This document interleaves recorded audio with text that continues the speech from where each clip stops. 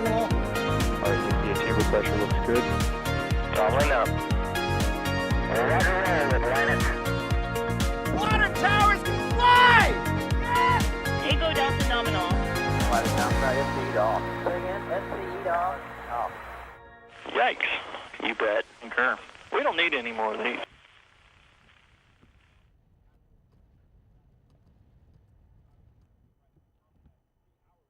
Hello, everyone, and welcome to NASA Spaceflight's coverage of the first launch attempt for Relativity's Terran 1 rocket and the first methane-fueled rocket to attempt a liftoff from the Florida Space Coast in this new era of the large-scale methane rockets. And joining me, I am Chris Gebhardt, the assistant managing editor for NASA Spaceflight, and joining me on commentary today for this historic first launch for Relativity is Mr. Adrian Bile. Adrian, how's it going for you today? I'm doing absolutely fantastic. I'm really looking forward to see what's going to happen today, because we are in for a day that might go into history. So and a day I know is near and dear to your heart. Oh yeah, for sure. It's my favorite topic: methane rockets to orbit. Indeed. And joining myself and Adrian on commentary today is Mr. Alejandro Romero. Alex, how are you doing today? I am doing great. Kind of exciting to see a new rocket liftoff. Definitely looking forward to some of those firsts that they're targeting for this launch. And quite a few number of firsts it is for this mission, and we'll dive into all of that. First off, thank you all for joining us, and if you do have a question, please tag us at NASA Spaceflight in chat. That enters the questions into a wonderful queue that Michael has made, and that allows us to get them up on screen and get them answered for you too. But as we start there, I also want to thank a few other folks who are with us here today in the background. First off, Patrick Colhone is our operator today. Patrick, thanks so much for being here for Relativity's big day. And then also in the background today, operating one of the cameras, which will be here to track Terran 1 once it lifts off, is Sawyer Rosenstein and Thomas Berghardt, both out in the field waiting for Relativity to get skyward. Waiting for Terran, man, let's try that sentence all over again. Waiting for Relativity's Terran 1. See, there's an R in Relativity. I'm going to keep doing this. My apologies. Before it goes skyward here in about 45 minutes, if all goes to plan. So first up, I do want to ask a question that's probably on a few people's minds. Where's the rocket? Yeah, the rocket is not here. It's not launching from the VAB. That would be not optimal for both the VAB and the rocket. The rocket is on Launch Complex 16, which we not be able to see initially. Sometimes we will have camera angles for you there in soon, and we are also watching for views of that popping up from Relativity and everything. We will stand by to whatever happens here and what we will be able to see today. But of course, with such a historic launch, we wanted to give you every angle and every possibility we have to cover this event. And to get some questions too. So a good question to start off with is this is a little bit behind the opening of the window per the current liftoff target, right? Yes. Yeah, they seem to have. Oh, who goes? You go. Okay. Basically, they seem to have a little delay there. They tweeted that good things come to those who wait, and I agree with that. And yeah, it seems like it's just 20 minutes so far into the window. So not a huge slip, and they definitely have up to 4 p.m. Eastern today, so definitely room there for any sort of troubleshooting that they might need. Other than that, it seems like it's progressing smoothly so far. So we'll see how it goes. Definitely looking forward to, because usually first time flyers, in terms of rocketry and spaceflight, usually there's some hiccups here and there on these first tries, and it's not unusual to see delays and even scrubs. But hey, we'll be here definitely looking to whatever happens. Indeed, and so let's talk a little bit about the historical element of the liftoff today. I mentioned at the top of the broadcast that this would be the first large-scale methane rocket to take off, methane-fueled rocket to take off from the Florida spaceport, and it's sort of all wrapped up, Adrian, into this larger. And I guess we're calling it a race, but I wouldn't really say the companies involved are calling it a race between them. But there is sort of like this they all came together and are all coming to fruition within within a few months of each other, and that's a large shift to methane instead of kerosene and hydrogen for at least the first stage components for many new rockets, right, Adrian? Absolutely. Methane has been the new kid on the block here, which is now not only used on Starship, it's also used on Terran 1, it's used on Vulcan, it's used on the Chinese Sukhoi 2 rocket from Landspace. So there's many contenders here coming up which want to use this fuel, which makes sense. From the fact that you now have a bit more understanding of the fuel and get it more combustion stable, but also from the sense that a lot of these companies have some connection with Mars, and there's also this whole discussion about which fuel is the best to get to Mars and get back from Mars, and there's methane often in the discussion. And so sorry to interrupt you, but there is Terran 1. That is a live shot of it on the launch pad. Here fueled and in its countdown for liftoff. So sorry, Adrian, just wanted to point out that live view that we got there. Yeah, I mean, go ahead. It's always cool to see the rocket here, of course, in this case from the relativity feed, as you can see. And as you can see, it's also it's alive. It's fueled. They are getting ready to fire this. So let's hope they're progressing towards their countdown, which is just 41 minutes from now, where they want to lift off. And just to quickly recap this methane race, I think the first one that attempted was Sukhoi 2, who reached space but not orbit, because they failed orbit by about 3 to 4 kilometers a second. Sorry. So they didn't reach orbit because the third stage failed. This is kind of the second one that will attempt it with Relativity's Terran 1. And they're not really calling it a race, but they are also both Relativity and Landspace were very much pointing out that they are attempting to get to the first one. Like they're not making it really a race, but they are also not shy of calling this possible achievement. So Gotcha. We will see how it goes. So while we've actually got the rocket on the screen here, Steve is wondering, do we know exactly how much of Terran 1 is 3D printed? Because this is another one of those historic elements for Relativity today, right? Yeah, so the 3D printing process here is utilized not only on the stage, both stages actually, and the fairing, but also on the engines. I'm not sure if we know the exact percentage, but they mentioning it's largely 3D printed. And they also mentioned 90% of Terran 1 mass, the mass itself consisted of printed components. So it's not 100% with the engines, but with Terran 1 we know it's like 90% of the mass. So yeah, it's a lot of 3D printing involved, and of course they hope to use this technology to, for example, reduce cost, as you have a more automated process where you can just 3D print parts of the rocket you need.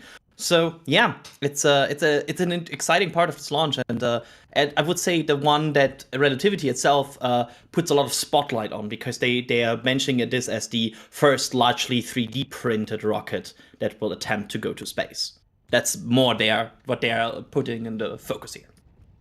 So with a lot of firsts, there's going to be a logical question that's popping into a few people's minds here. But before we do that, I just wanted to really quickly thank Andrew Gilbert for becoming a PADRAT member. That continued support means a lot to us. It's part of how we're able to roll out and, here during the week and get set up to bring you coverage of all of these launches, especially as the launch cadences rapidly increase here from Florida and from Vandenberg as well, and hopefully from Starbase soon here later this month. month. But thank you so much, because that continued support really and truly does mean a lot to us and our operations here.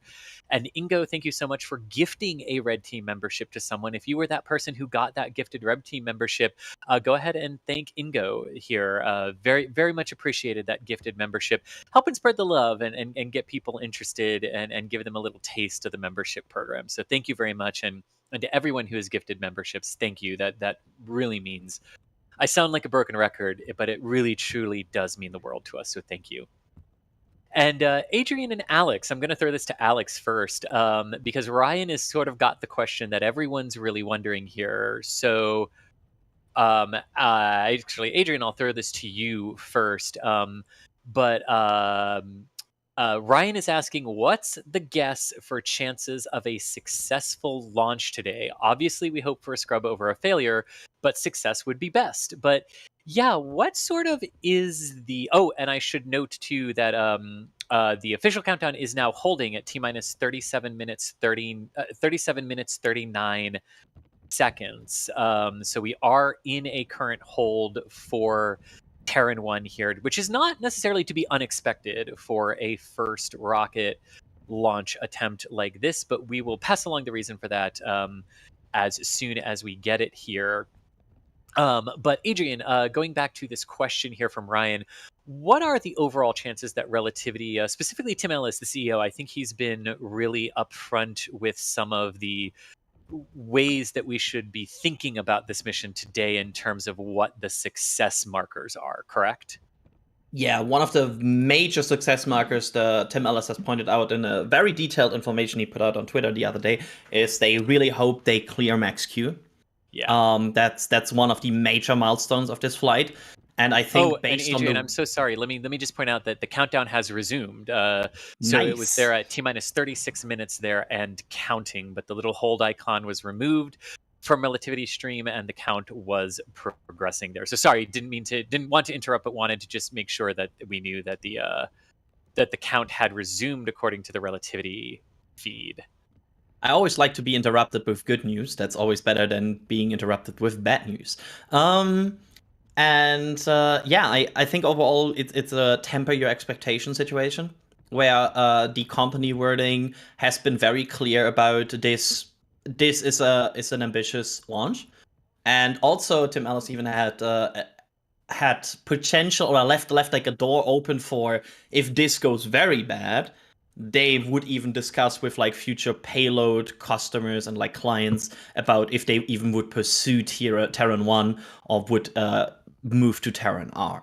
So there is some discussion here, and there is some uncertainty about the outcome of this launch, which I think everybody that is watching should be aware of. So I think going with the company statement, if they clear max Q, that already would be a good signal for them based on what they have said so far.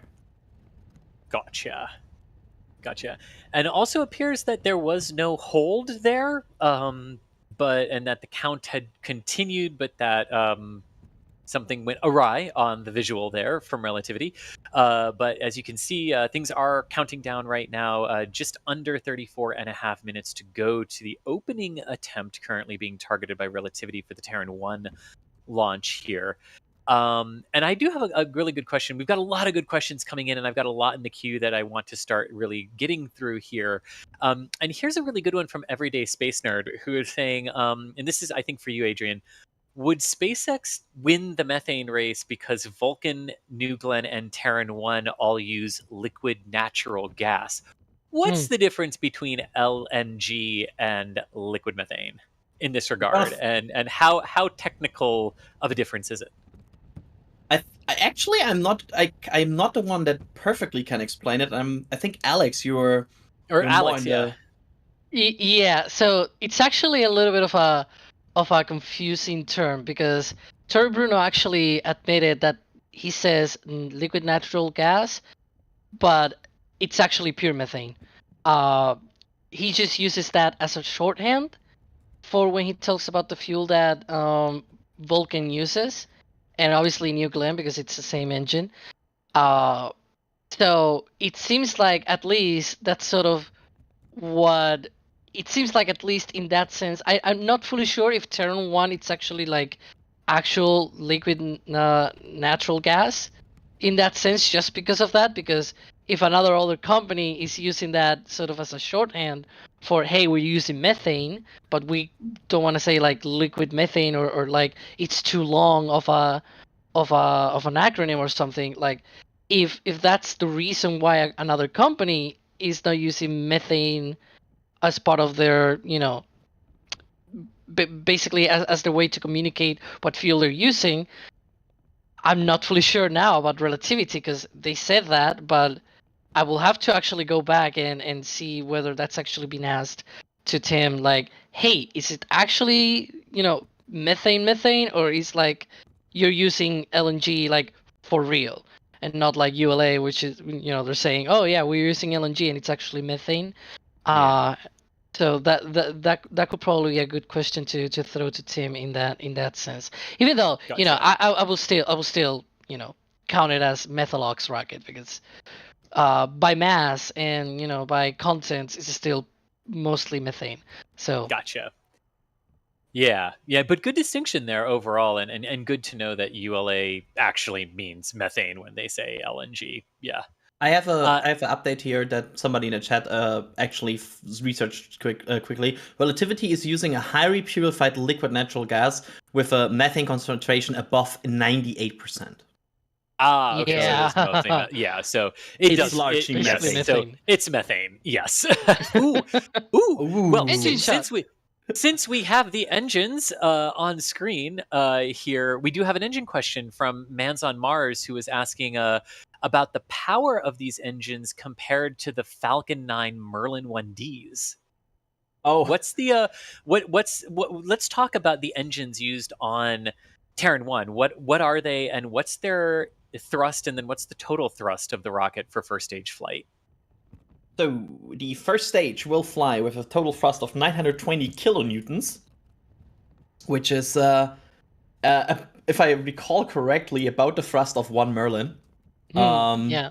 Not perfect, but around that same. So I think about the thrust of the full first stage should be about the thrust of one Merlin 1D engine, if I'm not totally out of the picture here. So Yeah. and they are just to quickly mention that these are the Aeon 1 engines they are developing right now. They are also developing a new engine called Aeon R, which is to be used on Terran R and potentially even Terran 1 here as well. So they are also developing a new engine, and they're already static firing that engine. But this is Aeon 1, and it produces 920 kilonewtons on the first stage, not all 9 combined. Yeah, a Merlin engine is about 86 tons of thrust. I'm not really fully sure if that's like, I think it's somewhere around 850 or something like that in terms of kilonewtons. So it's very close. It's pretty much almost the same, within 100 kilonewtons of thrust there. And got a whole bunch of more questions here, but really quickly, just wanted to thank Jim Cavett for gifting 1 Red Team membership, and Moldy Space Industries for gifting 5 Red Team memberships as well.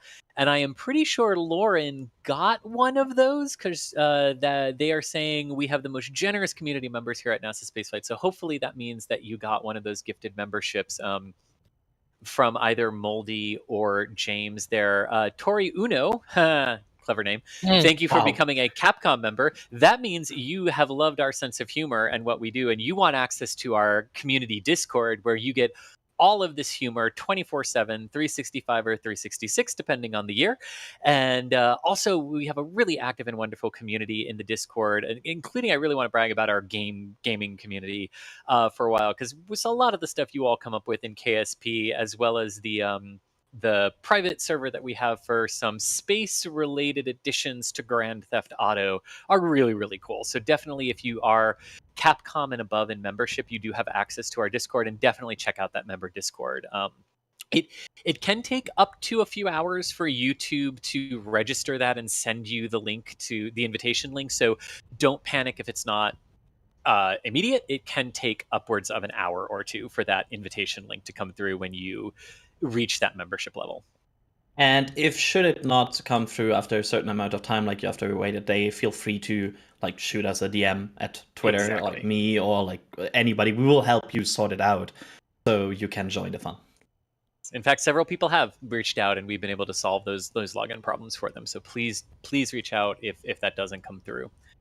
And Telstar86, love the reference. Thank you for upgrading to Red Team.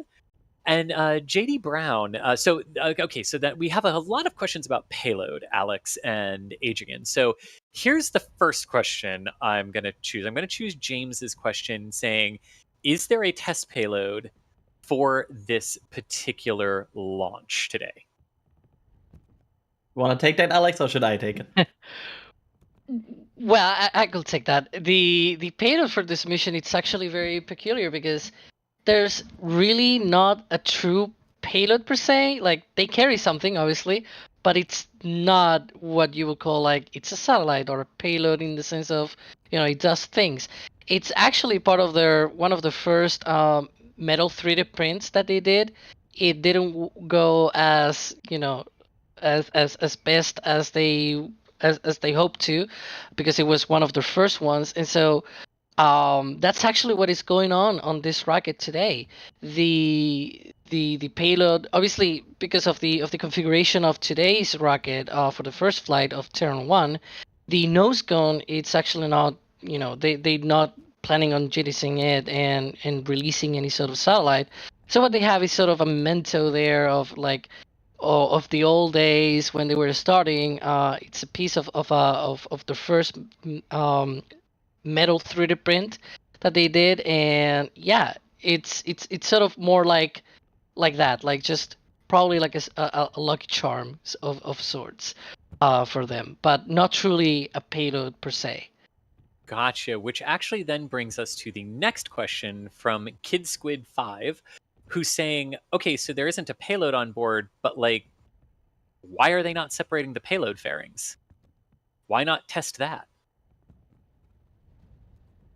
That's actually, I don't have the full answer for that. I think they deemed it not necessary for this launch, and they didn't think so they want to test the rocket primarily in the propulsion system. And yeah, they choose to not deploy this as a test for today. So yeah, I think there's not really that much to this answer besides that. At least as far as I know. Yeah, it's just basically a test of the rocket itself, and I think that's one of our views, right, of like where it should be. This is where it Right should come there. over the tree line. Yes. Exactly. at liftoff. Yes. Oh, and a good shot of the control room there for relativity. Here. Quickly. Yeah, quick. Okay.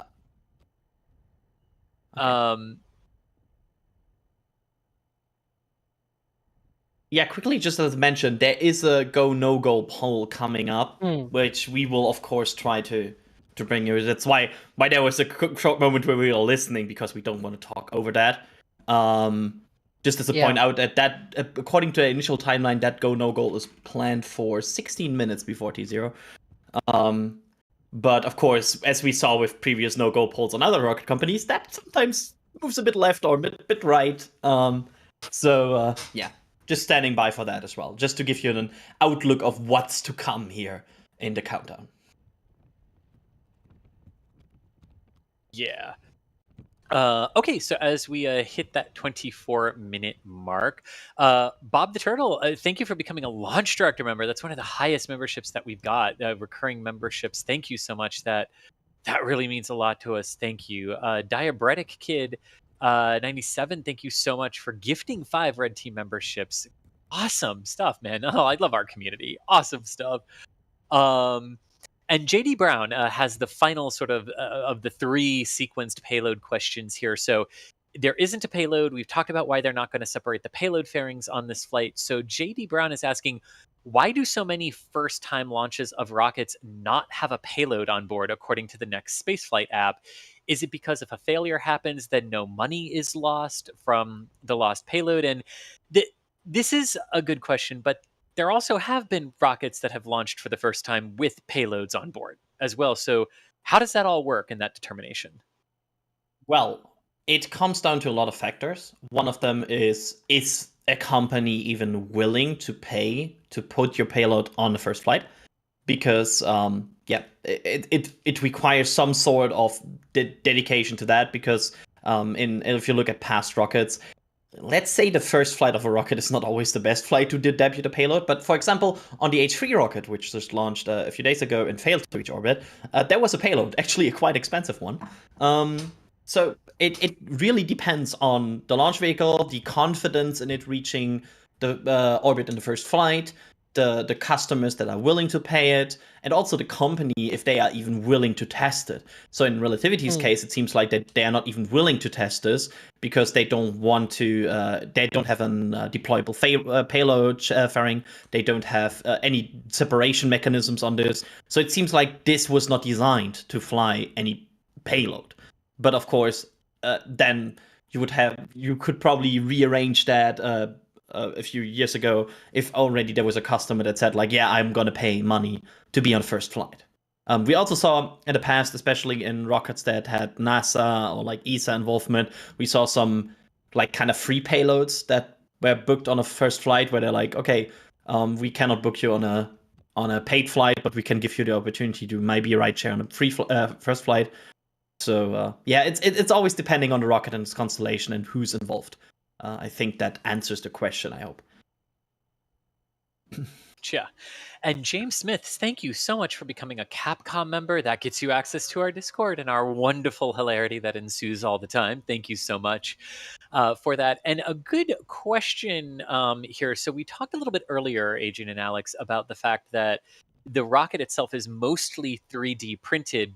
And that kind of brings up a couple of people are asking this. I've got Jared's question here to show on screen. But the question is basically like, well, it's 3D printed, but of what? Like, what's the material that they're using to 3D print it with?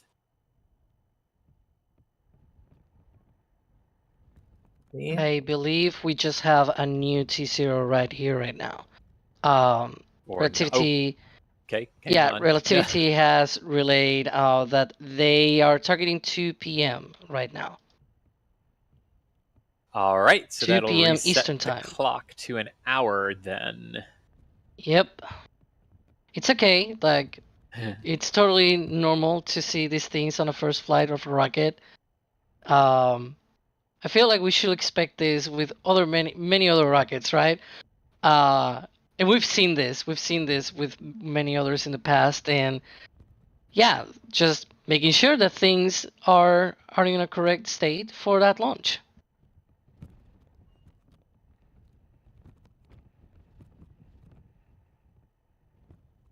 Coolio. So going back to the previous question, we've talked about the fact that it's a 3D printed rocket, but what is it 3D printed with is the question that's sort of being asked here.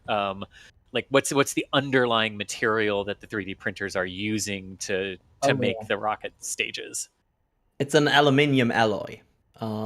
It's a mostly aluminium alloy that the 3D printers use. And also, Yeah, I was about to say that usually these alloys are like, especially for a 3D printed, because when it is like a general construction way of building a rocket, usually the alloys are, the common ones that they use for building rockets, right? But in this case, it's obviously, especially for 3D printing, so it could be an alloy that, it's proprietary and things like that. So we do know that at least for Terran, they're planning some cool, fancy new technology in terms of materials with alloys and things like that. So, you never know what could happen there, that they might use other kind of secret stuff as well. But definitely we don't know yet, obviously. I started a chat discussion about the pronunciation of aluminium versus aluminum. Good. And I'm sorry for that. No, don't be sorry for that. Be grateful for that. Yes. Okay, let us grab a couple of other questions here. So here's a good one from Astrodav, who's saying, "Do we think that Terran 1 will beat Starship to orbit?" So the question is essentially, do we think this launch today will be successful? Well, there's an added caveat to that. Is Starship technically going orbital? Ah. This is like this. I love this stream. This is one of the reasons I love the stream, because it has this multi-layered orbital, not orbital, methane, not methane levels of questions.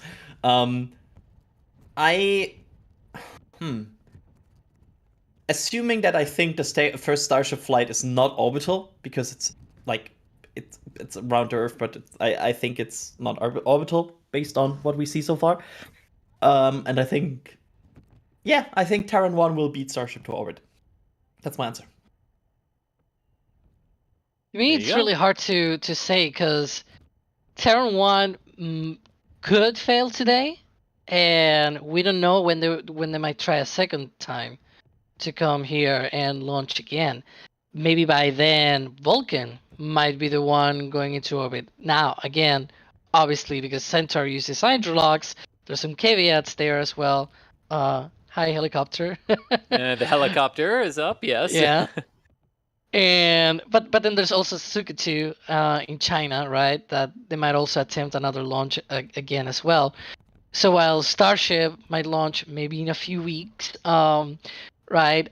It's not going into orbit. All the technicalities and all the actuallys there. Still, we actually don't know how things will play out in terms of the sequencing, because Vulcan might as well, like, I'm not saying it will, but it could also fail, right? It's obviously like we at least I have a high confidence on ULA to achieve that flight, but just because it's a very reliable company in the sense of their track record and their Atlas and Delta rockets are very reliable. That doesn't mean that suddenly their next rocket is also going to be reliable as well from the get-go. And that is something that we should keep in mind, that rocketry is very, very hard, and these things are sometimes very unforgiving. We shouldn't just assume that everything is just going to work out just because it worked out in the past, right? So it's going to work out. Just tempering a little bit of expectations here in general, because it's not just this rocket Terran 1, it's also other rockets as well. We saw H3 the other day. It failed with actually probably the part of the rocket that was least changed, which was the second stage. It was just basically a larger stage, similar engine, right? And it failed, that part of the rocket. So you never know when it will bite you in the back. That's all I'm gonna say. Yeah, I think I think we said before, like, if you launch for the first time with a brand new rocket, historically the odds are against you, and that's just that's just how it is based on historical data of debuting rockets. Yeah, And just I mean, in fact, like a brand new rocket that did not have significant heritage hardware from a previous rocket, it's only happened 3 times in history with Pegasus, Proton, and Shuttle. Did it successfully on their very first attempts. Every other rocket that did it successfully on its first attempt had significant heritage to a previous rocket. So like SLS doesn't count because it has that heritage with Shuttle. Falcon 9 did have a successful first flight, but it took heritage from Falcon 1. So like but Starship would be up there. Like, there's not a lot of heritage that Starship brings from Falcon 9 into this. So like, if Starship is successful, it would count by itself. Like, it would definitely be a fourth. Likewise, if Terran were to do it today, it would be added to that category as the fourth to do it. But yeah. Okie dokie. Pippin, thank you so much for becoming a Padrat member. Thank you very much. And I do see a question in chat about if you still have access to our Discord if you're not a Capcom level member. It's Capcom and above. So as long as you're at least Capcom, you have access to our Discord in that regard. And then Telstar 86, I love this because I keep mentioning I love the reference. So Telstar 86 wrote back saying, "Can NSF please explain the reference with my name for those who don't know?" And yes, Telstar is a series of telecommunication satellites. Various telecommunications satellites. The first two were experimental and nearly identical, launching the first of which launched on a Thor Delta in July of 1962. The Telstars have really evolved over the years. The first launch, as I said, was in 1962, and the most recent Telstar mission, Telstar 19V, launched on a Falcon 9 in July of 2018. There were there have been several rockets that have launched them: Ariane, Zenith, Atlas, the shuttle, Delta, all around. But yeah, they are just it's a telecommunications satellite company, and I just love the name because it references that. So thank you, Telstar 86, for that. And also, we have a good question here as well, asking about the current weather. Adrian, not the one on stream with us right now, is saying the trees seem to be moving quite a bit. Are the weather conditions nominal for launch? And if so, what are the percentages? Overall, the Space Force's last weather report was issued yesterday, and it called for a 90% chance of acceptable weather conditions at the launch site throughout the duration of the launch window, which is open until 4 p.m. local time. So the window just opened at 1 o'clock and stretches outward to 4 p.m. local time. And the major concern for weather today was cumulus cloud rule, which is basically a fancy way of saying a potential errant pop-up thunderstorm or potentially a rocket triggered lightning, basically induced lightning, but a very token chance. And looking at the radar right now, it does appear to be fairly clear around the Melbourne and Titusville and Cape Canaveral area for right now.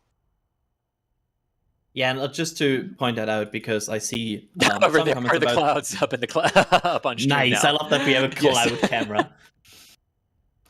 Draw like an evil smiley on them. That's the one we don't want. Yeah, just to point it out quickly, because we have seen this kind of first launch day before. If you look at other rockets debuting, having multiple slips inside a huge window is, I would call it very common at this point for debuting rockets. Because it's the first time you really are on launch day. Of course, you performed wet dress rehearsals before, you performed tests before, but this is really the first time you're trying to launch this. So they are being careful. They are going through steps. They're doing this for the first time for a launch condition, and yeah, there might be delays on the road. That's why you usually have for these debut mission huge windows, because it allows you to slip a bit. Look at Falcon Heavy. I think it went like at the end of the window, right? It had 15 minutes remaining in its launch window for the day. Yes. That was nerve-wracking. I remember it. So does everyone at that press site too. But Adrian and Alex, here's another really, really good question that has come in, and so Elisar is asking, since there's no payload, why is there a need for a launch window? Oh, yeah. Well, Go ahead. do I go? Okay. So the main reason for having a launch window in these cases, especially from Florida, is mostly due to both range assets, the time that you use those range assets for supporting the mission, and also for the airspace closures. Because if you think about it, Florida is sort of in one of the places where a lot of planes go in and out from, and you cannot close the airspace for like 12 hours for to take all of the daylight for the first launch of the rocket. That will be that will be basically horrible for the whole traffic there in terms of air traffic. And so the way that they actually set that up is they try to find the optimal conditions, usually for like weather and things like that. Like what part of the day it's usually when things are better in that sense. When is the range gonna be ready to support the launch?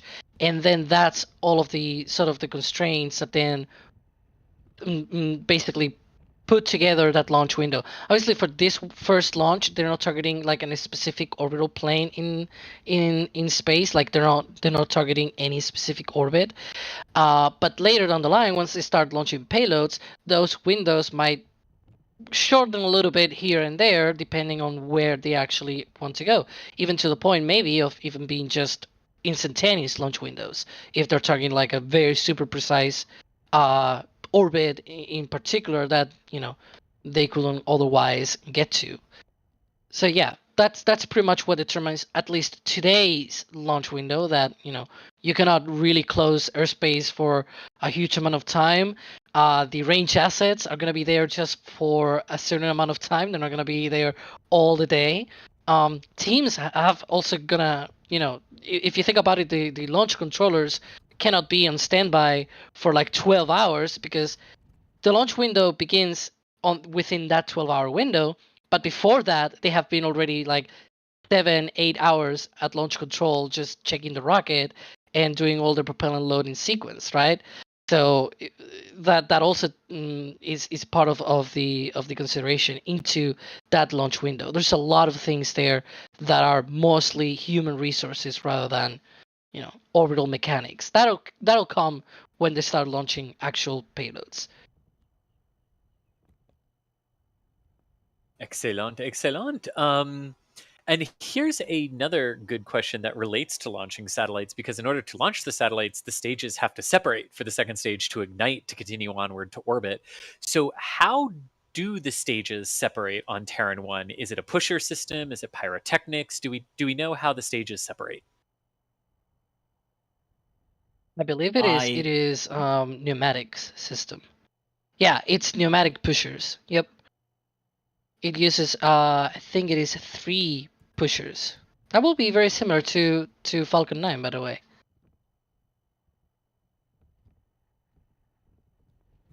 Yeah, I have a lot of things here in front of me, like of little things about Terran 1. The thing is, for Falcon 9, when these questions happen, I usually know about these things off the top of my head. For this, I actually have to look it up because it's a new rocket. So, but yeah, it uses pushers on the interstage to separate both the stages. So it's not pyrotechnic or anything like that. It's pretty much like Falcon 9, where they use pushers for that. Gotcha. And alrighty, let's find another good question here. Mr. Vipitus is asking, do I have to feel bad for expecting a glorious explosion? We were talking a little bit, Adrian, right, about tempering expectations for this flight, but specifically, I believe the CEO of Relativity has also tempered expectations about what Relativity would consider to be a success on this first flight.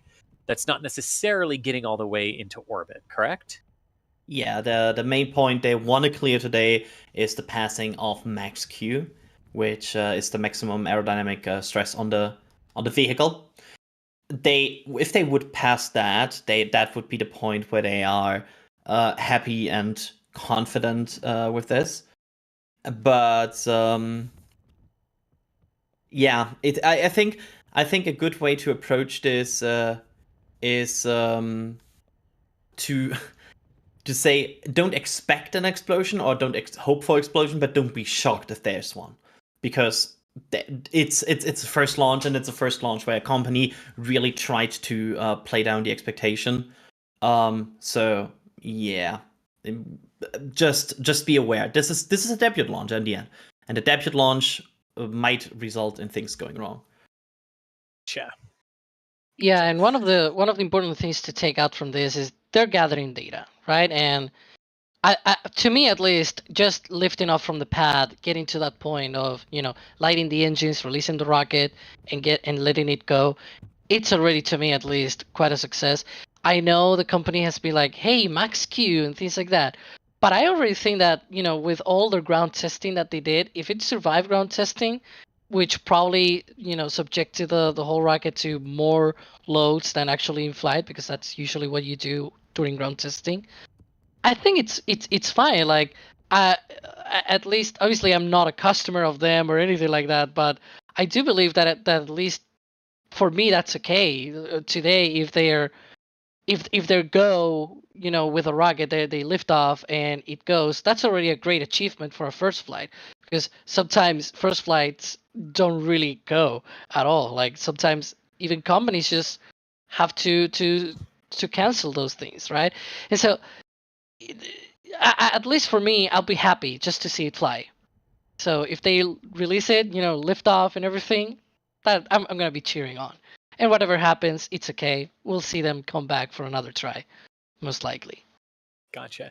So here's a good couple of questions from Florian and Westy the Third, who are talking about the 3D printed element to this rocket. So Florian is asking, like, so even though we know the material, the aluminum composite or aluminium composite, why is it still 3D printed? Is it more cost effective? Does it have structural advantages? Better than conventional methods? And then Westy is sort of adding to that, saying, and in addition, so how long does it take for them to produce a Terran rocket by 3D printing it? So why do we still 3D print it? What's the advantage, and how long does it take from start to finish? Okay, let's start to pick apart these questions, because there's, of course, multiple layers to this. The first one is production cadence. They are right now, based on their payload user guide, they are claiming that they can produce 12 Terran 1 vehicles per year. I do not think they mention right now how long it takes them from start to finish, but their cadence is 1 per month, 12 in a year, based on what they are able to produce in the Relativity headquarters in terms of cadence. There's more to this question, though, because that doesn't mean you're able to produce 1 in a month. It means there's a production line that outputs 1 in a month. And there is where 3D printing comes in, because 3D printing allows you to produce some of these components very automatic, very, very consistently, very, basically very, you're printing them. So that's one of the advantage they really want to use here, because you're not welding something, you're not doing something with metal, but you're just 3D printing it in a chamber. Of course, that allows for automatic for like a production chain, where you produce part by part and then assemble them together, which helps you with cadence. So that's one of the main reasons, like cost optimization is one of the main reasons they go for 3D printing. Alex, what's your take on this? To me, one of the exciting takes that I know Tim mentioned this when he was on NSF Live with us a few months ago, that one of the exciting things of this is that it allows you, once you are settled in another planet, to just take the materials and make your own 3D printed rocket without having to need a special tooling for it. Because right now, if you think about it, rockets are being, when you made a rocket, if it is like 5-meter diameter rocket, then you have to build, tooling that is sized for that 5-meter diameter rocket and things like that. Whereas here, the 3D printing can just be basically adjusted by software, and the printer just creates a different diameter rocket in that sense, where you don't really, like, maybe for handling and things like that, you could probably, like, you probably need tooling, but hey, if you can also 3D print a rocket, maybe you can also 3D print the tooling for handling the rocket, right? But to make it, at least, you don't really need new tooling if you want to change something on the rocket that is just, as radical as changing, for example, the diameter. Even if you change, for example, the length, you usually don't need like full new tooling for creating that. You usually just add more barrel sections and things like that. But when you change things like that, the diameter, that's when a big change comes into play into play here. And the most exciting part of what Tim said is just that once we go out there into other planets, namely Mars, because that's another one of their goals, it's going to be exciting to know that, with very little tooling, obviously you need the 3D printer, but once you have it there, if you have the materials, you can make the rocket mainly as big as the printer can allow you to make it. And to me, that is a very exciting prospect for this technology. And it is true that 3D printing in general is a little bit slow, for most applications, especially for rocketry and things like that. But they're upgrading their 3D printing technology, and that is also one of the coolest things that they're doing, where they're Nice. advancing that technology and improving that time between 3D prints of the rocket, which is very exciting. So so T minus 38 minutes and counting here. Let's go around the horn again and just sort of refresh who's talking and the voices that you are listening to here from NSF, and then let's give a brief update, Adrian, when we're done with that on what we've seen so far today and that realignment of the launch time. So I am Chris Gephardt. I am the assistant managing editor for NASA Spaceflight, and joining me on commentary, the voices that you are hearing are Adrian. Say hello, Adrian. Hello. And Alex. Yeah, hi. There we I go. was the Okay. one going on a rant about 3D printing. and But yeah. and then behind the scenes we have Patrick Colhoun, who is our operator today, and we have Thomas Burghardt and Sawyer Rosenstein out in the field with various. There is Sawyer, as a matter of fact, sitting there waiting for the launch. And everything, wearing his NASA spaceflight stuff. So, and you can see the crowds that have gathered here too for the launch of Terran 1 and Relativity today. But Adrian, we are a little bit past the opening of the window. They are targeting presently 2 p.m. So, what have we seen so far today, and what was the cause of the realignment to 2 p.m.? So let's start with the last one first. The cause of the realignment right now is additional time for propellant conditioning, which means probably temperature of propellant not good. We need temperature to be good. Overall, this is a window where they can target different moments in the window, and they had just moved it a bit to the right here, but they still have a lot of time in this window. So they can still, and as we can see at this point, they are very much able to hold in the fueling, just basically go and, I'm going to guess, stable replenish, and then continue the countdown from there. So that's where they are right now. We are waiting basically to get to close to that T minus 15 pole again, T minus 16 pole, sorry, which we were very close the last time before they moved the target a bit to the right. So that basically is the go no go of all teams, where they would poll everybody involved in this launch in terms of engineers watching for different subsystems of the rocket. And yeah, if everybody is go there, then they would move into the terminal count for the rocket and get ready for liftoff. So that's where we are waiting for right now. And again, that go no go poll, it's a hard word, is coming up in about 20 minutes from now. Gotcha. And thank you so much to JC Davis for becoming a Red Team member. Thank you for that continued support. That really, really, truly means a lot to us here at NSF. Brian, oh my gosh, with some support. And not a question, just saying, for Alex, sorry for accidentally calling you Adrian on Twitter yesterday. Yeah, a lot of people confused, like, oh, you were on NSF Live, and I was like, no, that was Adrian. I think it was because Adrian was talking about something that basically raised a lot of eyebrows or something, and he was like, oh, you said something on NSF Live, and I was like, no, that was not me. That was Adrian. But it's okay. It's okay. And then Dave's World with some support saying, howdy nerds, I brought the bacon. Well, we are all glad that you brought the bacon. I mean, bacon is awesome. Right? So just yes to that all around. And thank you so much. And then let's take a few questions here about the rocket. And if you've just joined our stream, make sure to tag us at NASA Spaceflight in chat. That lets us see the questions that you all are asking and enter them into our queue. And a good question here from Matt Hicks. How tall is Terran 1 fully stacked? That's one of the questions where I have to admit that I don't know any height, but it's 35.2 meters, and it has a diameter of 2.3 meters. So there you go. There we go. And specifically too for this vehicle, what's its mass at liftoff? Like, do we know the launch mass of the vehicle? I'm not fully sure if they have said the total mass of the rocket. I know, for example, I think Jonathan McDowell was actually talking about that yesterday on Twitter that he hasn't seen anywhere else where actually they have put a place where this is the mass of the rocket when fully fueled. Yeah. Or like he made the estimate that it's probably around 100 tons just based on the thrust of the rocket and the performance and all of that. Yeah. Which kind of seems, sounds about right.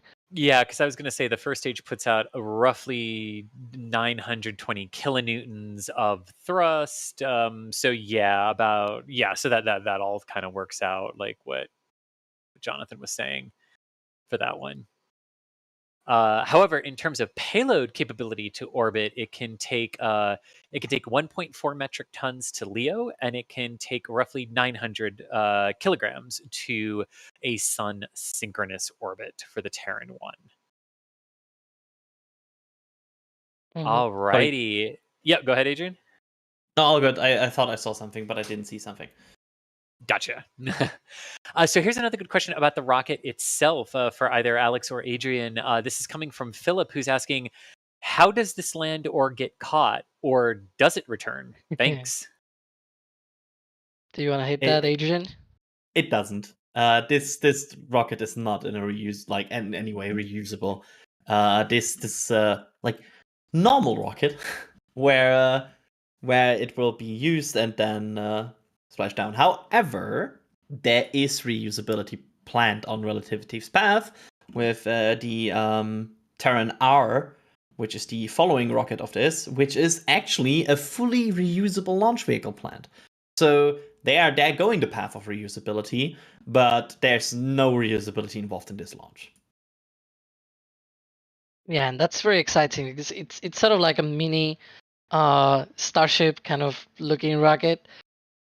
Obviously, just because it's mini doesn't mean that it's not huge. It's really huge. It's larger than Falcon 9. So that's going to be very exciting to see them going from Terran 1 up to the Terran R rocket, which allegedly, from what they have said, it should also launch from here, from Florida, from that very same pad that should be behind those trees.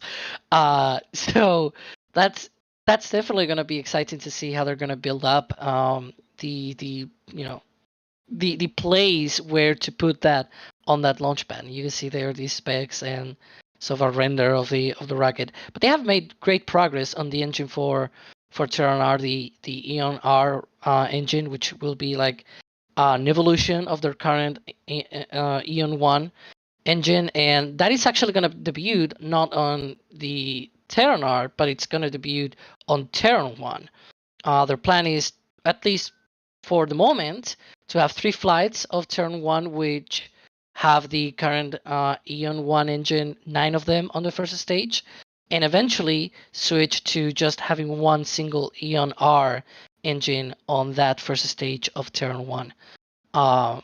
Which I guess makes sense, because if you're going to fly such a novel rocket in terms of, all the new things that they have to do and everything, you probably want to have propulsion figure out first. Sort of like SpaceX did with Starhopper, where they put a Raptor on it, basically on a tank, right? And they flew it and had data from it. And it makes sense to fly it first on turn 1, so that they can start gathering data on that engine. And then when they go and fly Terran R, it's very reliable. And here's a good question today, since this is just a test flight. What is the overall orbital inclination today, and why would they be targeting that? Oh, yeah. So today's flight is going to be basically almost straight to the east. It's going to target the lowest, basically lowest inclination that they can target from here, from Florida. And the reason for that is, again, they're not targeting the any specific orbital inclination or orbital point in space or things like that. So they want to try something very easy, something that is very accessible, which is just straight east and let the rocket go. Certainly nothing like the H3 rocket the other day, where it went on a huge dog leg to basically, it went east and then it turned 90 degrees all the way to sun synchronous orbit. which it didn't reach, but the dog leg was like super crazy. That That is was something so that cool. Terran, yeah, that's something that Terran is not planning to do today. Yeah, I remember watching it. It was like, oh god, what is it doing? I know. I mean, because you Yeah. don't normally see dogleg maneuvers that pronounced with the first stage. The lighting was just incredible to really show that. Yeah. And it really showed the dynamic capabilities that rocket stages have once you are out of the dense lower atmosphere. Really impressive. I'm going to rush really quick because why we've got it on the screen, we do have a question about this. What is the point? What is the function of the pole with the flames? Asks Jack Kerman. Jack Kerman. Oh, I like that. Kerman. That could be a real name or it could be a Kerbal reference. I'm going to go with real. But Jack, that's a great question. What is the function of the pole with the flame that we are looking at here? It's a flare stack, and the flare stack is there to burn excess gas. So, for example, methane. Methane is environmental. It's not great to release to the atmosphere. That's also in, I think, most of the time in most of the states and most of the countries, it's illegal to release large amounts of methane to the environment because it's not really a great thing to do. It's hurting the climate. So, one way to reduce the impact of methane is to burn it. So this is a flare stack that burns the excess of the gaseous methane they are no longer using for the rocket. So it's going out and getting burned. In fact, one of the things that you can see, you could see that on the previous view. The Stromback has a line that goes into the upper, basically the upper portion of the methane tank on the first stage, so that it can reclaim some of that gaseous methane from the tank as it boils off inside the tank, which is very important because otherwise the methane will be released into the atmosphere, and again, you don't want to do that. Usually, these Stromback designs for rockets provide propellants only to the second stage, not to the first stage. Usually, the first stage propellants are provided through the bottom of the TE, basically where the hold downs and everything are located. But obviously, for a Methalox rocket, if you have methane, you need a way to reclaim that, and that's what that single umbilical about the middle of the booster of this rocket is for. So yeah. And just to add for that, because I already saw that question, why is SpaceX not burning that methane? They are reliquefying it. They are there's a process in Boca Chica which is called the methane recondenser, and it's exactly doing that. It's methane recondensing. So that's the reason why there. But there was a flare stack there. I think was it SN4, which was the end of that flare stack. Yep, and this is still a flare stack, but just not at the Starbase. It's at McGregor. You can see that live on McGregor Live whenever you want to pop in and see any rocket testing there. Is that a submarine? That is a submarine coming into Port Canaveral between the, as we wait for Terran 1 to lift off. Yeah. Yeah, remember, Port Canaveral is also a naval basin. So that same basin where the Dragons go into are where a lot of the submarines for the Navy come in to port as well here in Cape Canaveral, and that is one of them going on in. Awesome. Cool. Okay, guest star. so yeah, exactly. Okay, here's a good question from Ross, who is asking, are the Eon engines on Terran 1 a simple closed cycle design or something a bit more ambitious? It's a very simple rocket cycle, gas generator cycle for those Eon 1 engines. I'm not sure if they're going to change that for Eon R. I think it's just going to be the same in that sense, but like upgraded, way larger engines. Obviously, they've been doing testing of those at Stennis. We've seen that. But obviously they need to get that going as well. But it's simple engines. It's not really any like full flow stage combustion like Raptor or things like that. Not even oxygen rich stage combustion like B4. It's not going to be any like that. It's just gas generator, and that's a very simple rocket cycle. So that's a good choice. Yes, indeed, that is. All right, Chris W, gifting 1 red team membership. Thank you so much for that. Really, if you got that gifted membership from Chris, go ahead and make sure to say thanks to Chris in chat.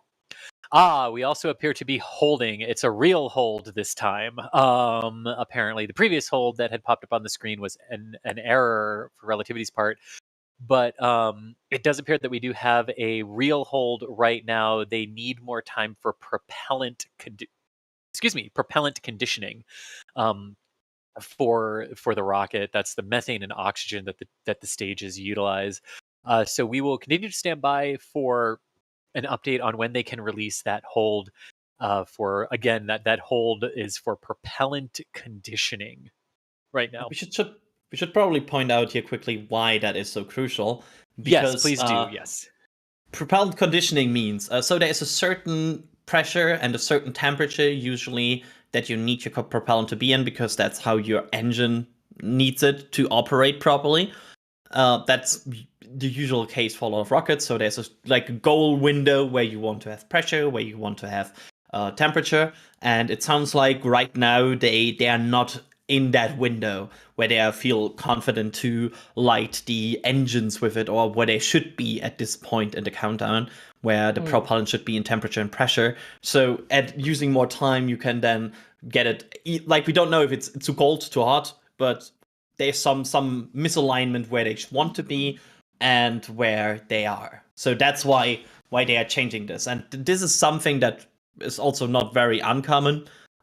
We had rockets before where they needed to adjust propellant conditions. We also had scrubs a lot before for propellant misalignment of temperature and pressure. That happened before, where a rocket had to scrub before because the propellants were not in the right condition. That also happened, for example, a lot in the early days of the Starship program, where a lot of scrubs happened because the propellant was not properly, in a proper way conditioned. And the temperature of the propellant is very important, because that feeds into the overall thermal conditioning of the engines, and the engines themselves have to be within a certain temperature range in order to start properly. That's different for each engine and the propellants that you use. But that's another reason that conditioning is really important, because if the engines can't get to the proper temperatures, then they cannot start properly. And that would be a bad day that you really don't want. You're not yeah, going to space. And that's just like the tip of the iceberg. Like, your propellant not being the right temperature can have many, many, many other knock-on effects, even if your engines were to ignite.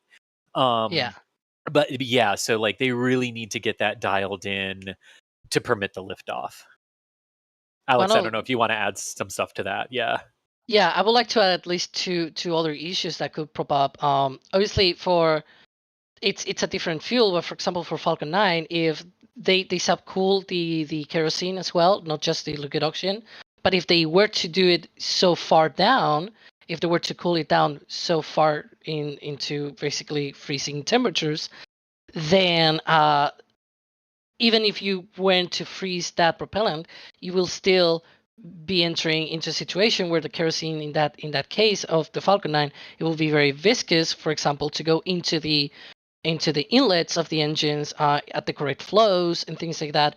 So it will create problems in that sense. So you can have problems in when it is too cold. We've seen also Astra having problems when it was too hot for their own version of kerosene and all of that they use, the RPX. But this one is a Methalox rocket, and the LOX there of that Methalox, it's what comes to mind here, where sometimes the liquid oxygen might do something that is called stratification within the tank, and that means that as you load the tank, different levels of the oxygen within the tank have different temperatures and different densities. And what happens is that it basically switches within the tank to have just like when ice is less denser than water, it floats. You will have certain parts of the liquid oxygen being all over the place within the tank. And so that's something that usually you don't want to have in your tank.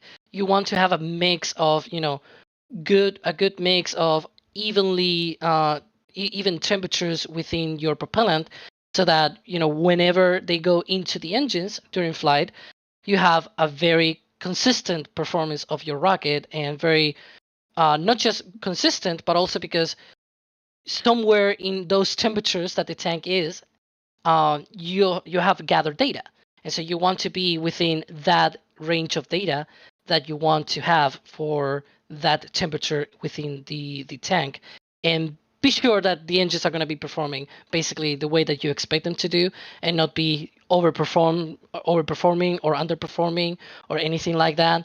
And that is very important. So this has many ramifications in terms of propellant conditioning, not just how it's going to be the actual performance of the engines. That performance can even change during flight just because of this effect. So it's very important to have that conditioning properly settled down for that for that moment when you go and light the engines and lift off. And just to add one more part that is special about this launch, because it's a methane rocket.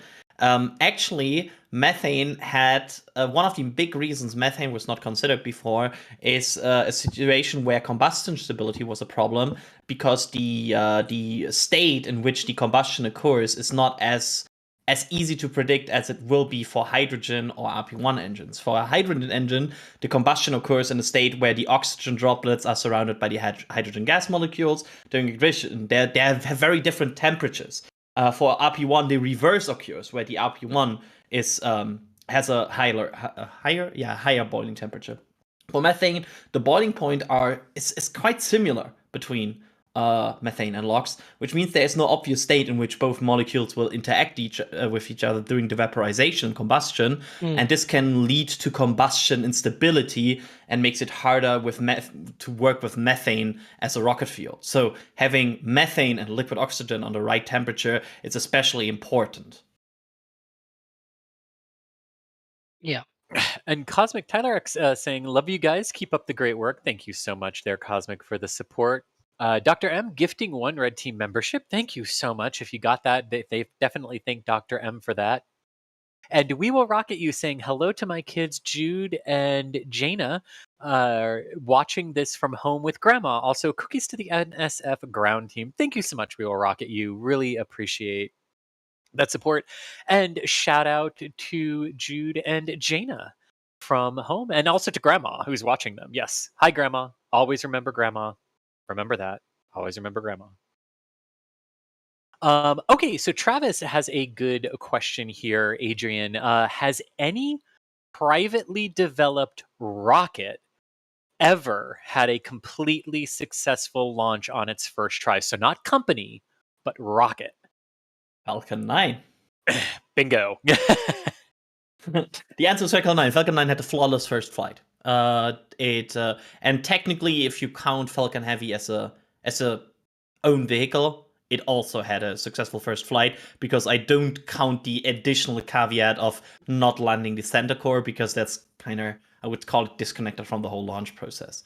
But like overall, without any doubt, successful was Falcon 9. I mean, if you were to count that, Falcon 9's first flight will also be a failure just because of that, because they were planning on recovering that first stage. They had parachutes on it. But obviously they were not like, hey, we're going to totally recover this and then reuse it. And no, it was just, another objective. Nice to have thing, but definitely not primary mission. Yeah. Speaking of the primary mission, this is an interesting one. We always get these. Shiz is asking, so Adrian and Alex, what are your personal predictions for the outcome of this flight? Oh boy. Want to start, Alex, or should I go on the record first for embarrassing myself? Go first, so that it's less of a blow when it goes to me. Yeah, it's always lovely to do these prediction questions, because we have such a good insight in what's going to happen, and you can totally not go wrong there. This was sarcasm. Based on what Tim Ellis has said, and based on what Relativity has confirmed, I will go with they will pass max Q, and I think they did a lot of careful wording, which indicates to me that there might be something that there might be fearing or might be expecting. So my initial feeling is like they will pass max Q, they will reach that objective, but they will there will be a problem on the way to orbit. That's my prediction. Do you wonder if it's kind of like an Elon style tempering where he was like Falcon 9 could explode and take out 39A, and it didn't. Like, Yeah, with a tire rolling Yeah. down the yeah. I'm not fully sure, to be honest. I trust their ground testing, but then again, it's very hard to gauge when it is actually gonna fail if it fails. Definitely the tempering of expectations might mean that it's obviously not guaranteed to go into orbit.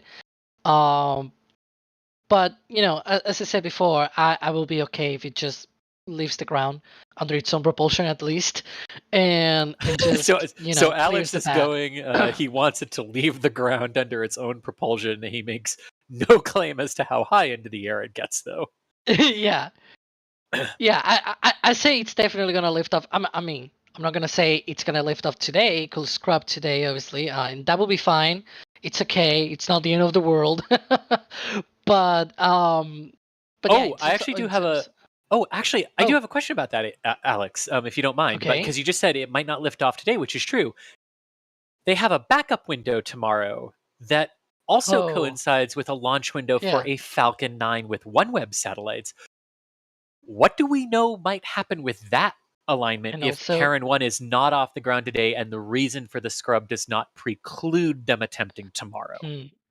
And also the funny thing about that launch is it's not just gonna be launching next door, it's also gonna be landing next door, because the booster is going to return to land at LC1, and that is basically a few miles south from this location. And usually what happens is that the first company to schedule the slot there in the eastern range is usually the one that gets priority, unless their mission is more important for some reason, like national security or exploration or something like that. But usually the one that files first is the first one to go into that. I think we have a new T0, which is 2:40 Eastern time. Just to update you here, that seems to be the new T0. Yeah, 1940 UTC, which is 2:40 Eastern time. So that is 50 minutes from now. 50 minutes from now, if I see that correctly. So about halfway through the window right now, right? It's a 3-hour long window, 1 hour and 40 minutes into the window. So yeah, about halfway through. They still have the other half, if you think about it. So plenty we are of still time flying to half resolve. a ship. Exactly. Half a window. Plenty of time to get there. Indeed it is. Just because I haven't said indeed enough on this stream. But Alex, to your point of you would like to see it leave the ground under its own power. Here's a good question from Benjamin regarding the safety element to that. And this is a really good question. Benjamin is asking, how high does the vehicle have to get in order for them to be allowed to use the termination system if needed? And this is a fascinating question because there is a logic to this, right? Where at a certain point, if you're not that high off the ground, as bad as it is for your launch infrastructure, it's just safer to let it fall back to the ground. And there might even be moments when you can't react, like when there's not enough reaction time to blow it before it hits the ground. I mean, we saw Antares go through this, right, where it had an engine failure during one of its liftoffs, and it fell almost all the way back to the ground before the termination system blew. And there is that sort of balance between when do you start to use them, but I believe the answer from the 45th is as soon as it leaves the ground, it is eligible to be blown up. The question from the range of sort of when do they deactivate flight termination systems largely are when the rockets are coming back to land and it becomes safer to just let them impact the ground as a whole rather than blowing them up high in the air close to land and letting the debris scatter over a much wider footprint. But it really, a lot of the flight termination system stuff comes down to that sort of questioning of the logic behind it. Yeah, and then there's also different ways to actually terminate the flight. I'm mostly sure that here at the Eastern Range, they ask for actual charges on the vehicles, but for other ranges, they are good enough, especially if the rocket is not huge. Sometimes they're okay if it's just thrust termination, where the rocket just stops thrusting. It cannot go too far away, and it just falls back down, and it comes in one piece. It hits the ground or the water, and it does any other harm. It does not do any other harm to anything else, right? We've seen that with ABL. We've seen that with Astra as well. Um, we saw for at least Firefly that they did have charges from Vandenberg, like they actually destructed the rocket for that one. So definitely, if that were to happen here with this rocket, I'm not fully sure of what will happen, but if they were to actually activate, because sometimes they just don't activate the FTS if they don't need it, like if they don't deem it necessary, as you said. Like so sometimes, just like Antares, maybe there's just not enough time, right? It failed right off the pad, so it's like, what do we do? Should we press it? Like sometimes that time decision comes into play as well, and I guess that's sort of why the automated systems like Falcon 9 and Electron have these automated systems so that it's much quicker reaction times and things like that.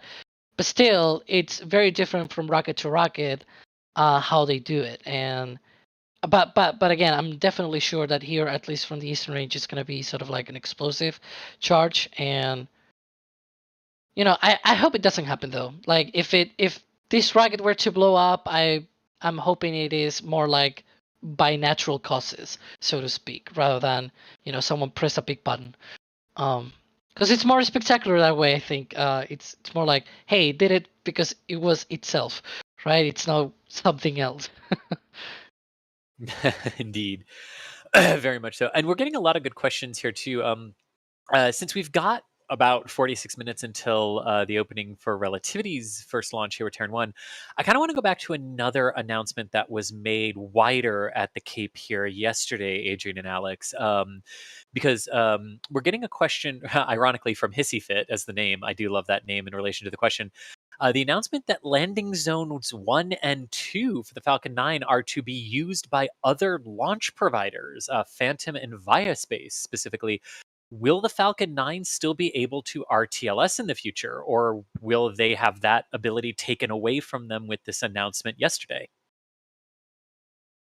Yeah, so it's very important to clear out that LC1 and LC2 is not owned by SpaceX. It's a lease, sort of like LC-39A and Slick 40 and things like that. And so the Space Force can basically allocate other companies if they think, like, if the lease actually allows that to happen. And in this case, it seems like that was the case, where the lease allowed other companies to be there. For example, the one that SpaceX has for LC-39A with NASA doesn't have that. It's basically just for SpaceX alone. And there were some debates back then when that happened, whether that should be only for SpaceX or other companies to use. But here, in the case of the landing zones, I'm definitely like, my question is not more like what will happen with Falcon 9 launches, because the companies they're granted that, they don't seem to be launching like just yet. They probably a few years from getting ready to do that. And even then, I don't think it's going to be a huge infrastructure that they're going to need. So it's going to be sort of like Astra and ABL, where they have a minimal infrastructure set up, where they just come in, put their things, and launch the rocket, and then get out. But my thinking is more like, where are they gonna be in? Because that location is not huge, and SpaceX almost took every of it, like every piece of the land there. It's pretty much SpaceX like stuff, the landing pads, and there's even a test stand for Crew Dragon capsules and a hangar for boosters. Like they have a lot of stuff there.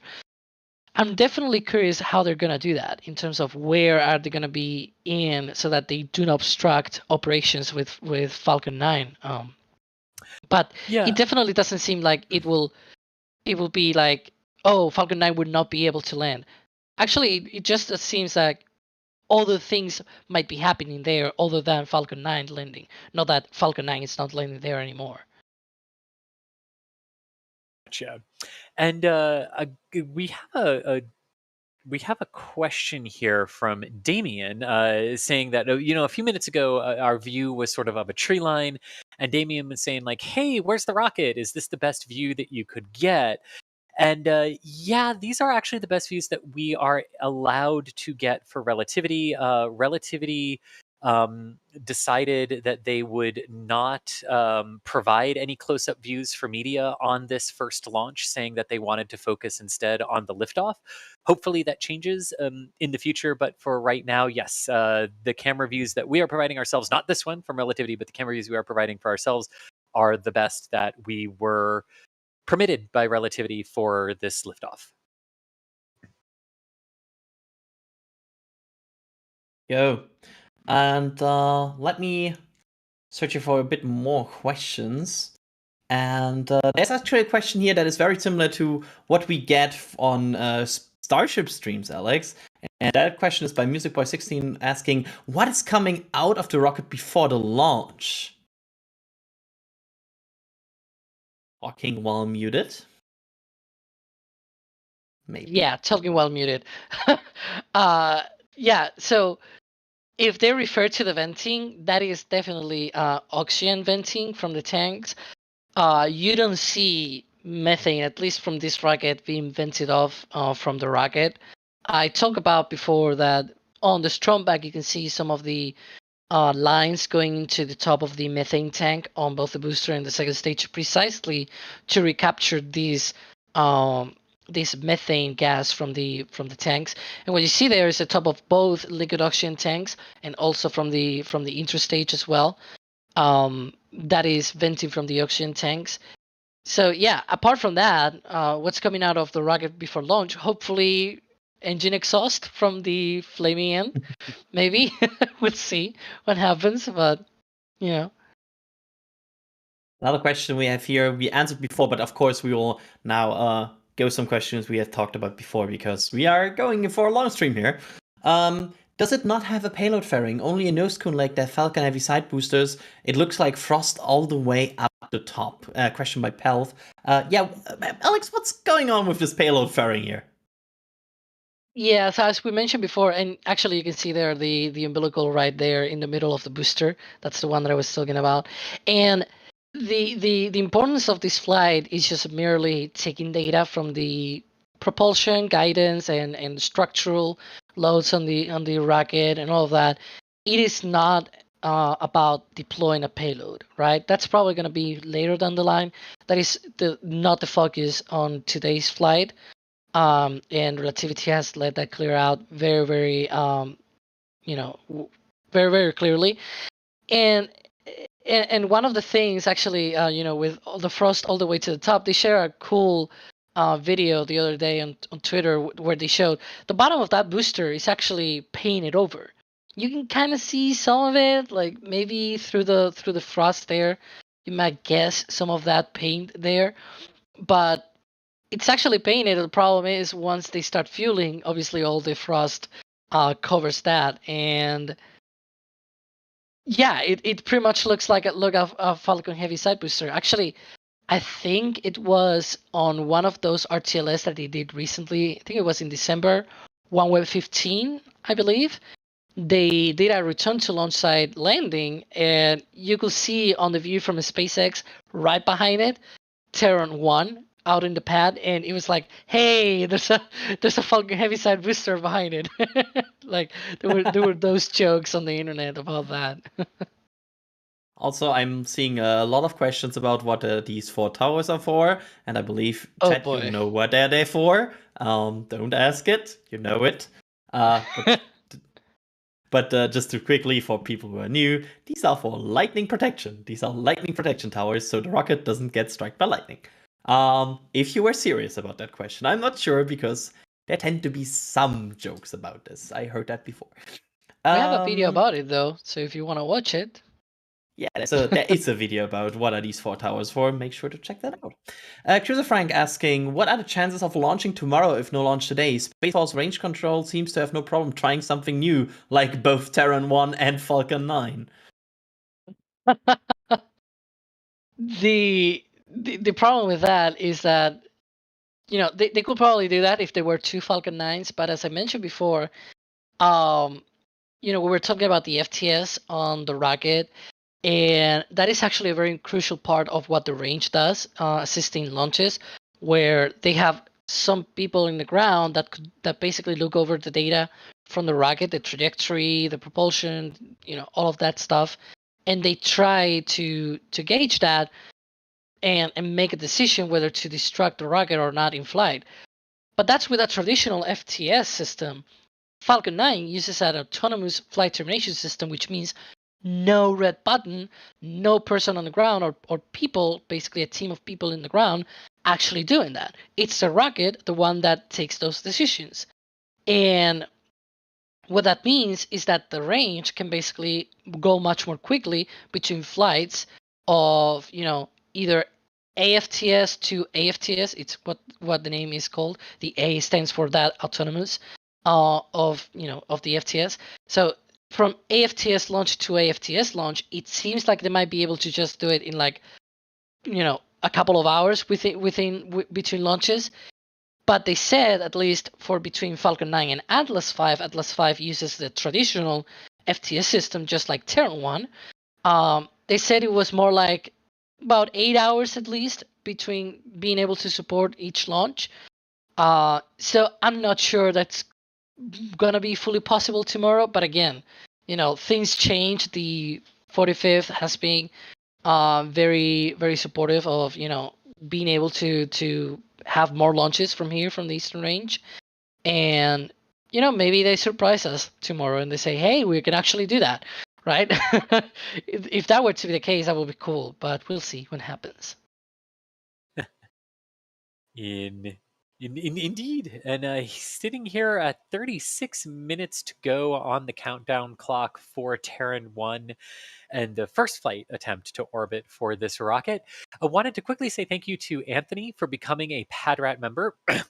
That type of support and continued support really does mean a lot to us.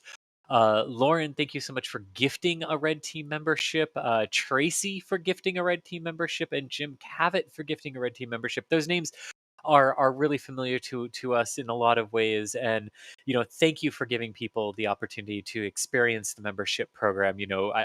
We can all appreciate that times are tight for folks, and we each have our own financial situation. So thank you truly for having that little extra and deciding to gift that to somebody here to experience part of our membership program. Really does mean a lot. Thank you all.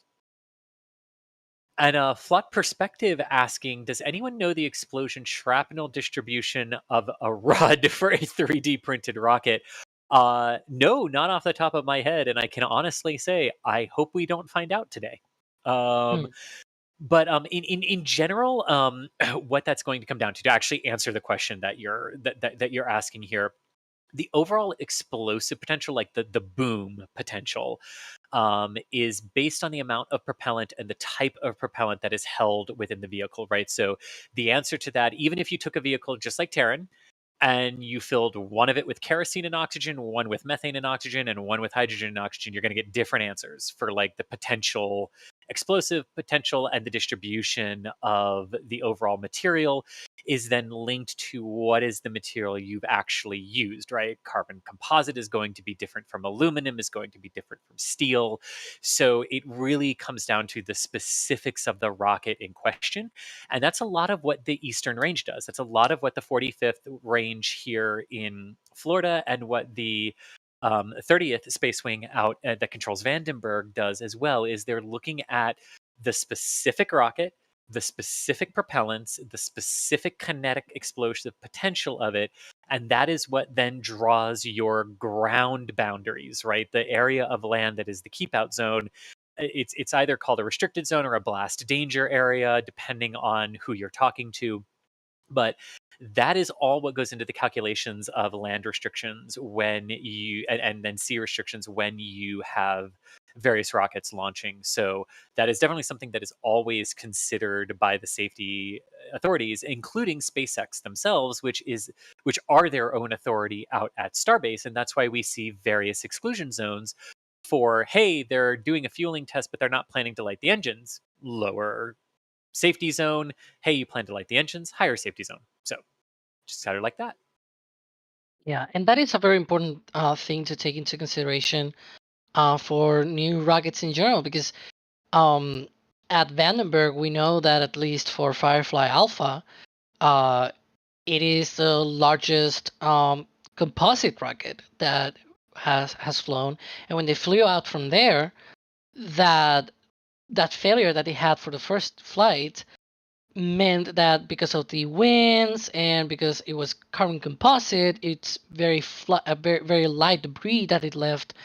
All of those basically flew for miles from the location of the explosion. And after that, we know, at least from the FAA and both the Space Launch Delta 30 from Vandenberg, that they took their bit of time just to look into that, on how to avoid that those debris go inland, go basically into populated areas, because even though it's carbon composites, it's still carbon fiber and things like that. So it could be a hazard for people on the ground, and it is very important to actually take that into consideration when you look at a new rocket, new way of building things, that it's still very, very new. Yeah. And unexpected things could happen from if it were to blow up, and where the debris will go, what things might come from that. And I believe for Firefly, what they changed was basically make sure that when they actually fly, the winds are blowing in the right direction, so that the Right. debris don't go into land, which seems like, why, like, you will think, well, why didn't they think about this before, right? But sometimes just simple things can escape you, Well, and solutions can be that simple.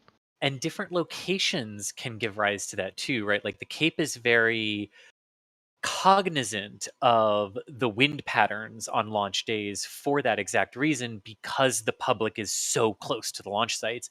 But Vandenberg is very remote. I mean, even Lompoc from Vandenberg is quite a distance away. So I can see how the thinking in Vandenberg was that, oh, well, the winds would never be strong enough to do that, except they were basing that potentially off of the older materials that rockets were made out of instead of the newer materials. But speaking of wind, because we can see the palm trees blowing quite a bit there, and we can see the vapors coming off of Terran 1 there. And Gledge is asking a very good question. Looking at the wind, is there a risk of the rocket being slammed back into its stand? Which is a good question. So the way the 45th Space Wing, the controlling authority for Florida, handles the weather is there are the range imposed restrictions, which say, okay, these are the things the range will not budge on no matter who you are or what the mission is.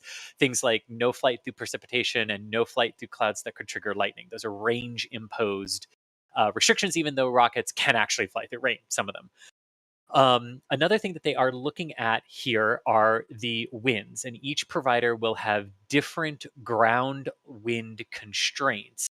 And sometimes the strength of those winds can be higher depending on the direction it's coming from, and lower depending on the direction. So for this, one of the things that one of the things that Relativity would have looked at is, okay, so if the wind is coming directly at the rocket and will push it a little bit, even though we've got good thrust vector control systems on our engines, the rocket will drift a little bit as it leaves the launch mount.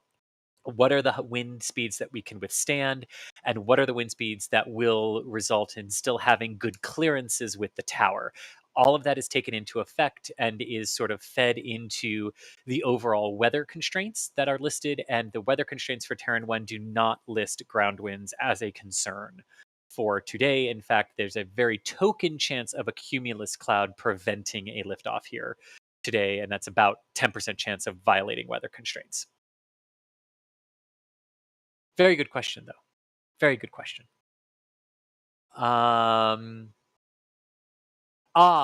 Vigilante is asking, Adrian or Alex, fight over who gets this. What are the 4 gray towers? Yeah. Yeah. Sorry, there were some questions about that already going on, and yes, they are for lightning protection, and actually there are 5, and the center one goes to space. Yes. Did we cover why these look different and the reason why these look different from the ones at 39A, 39B, and 40?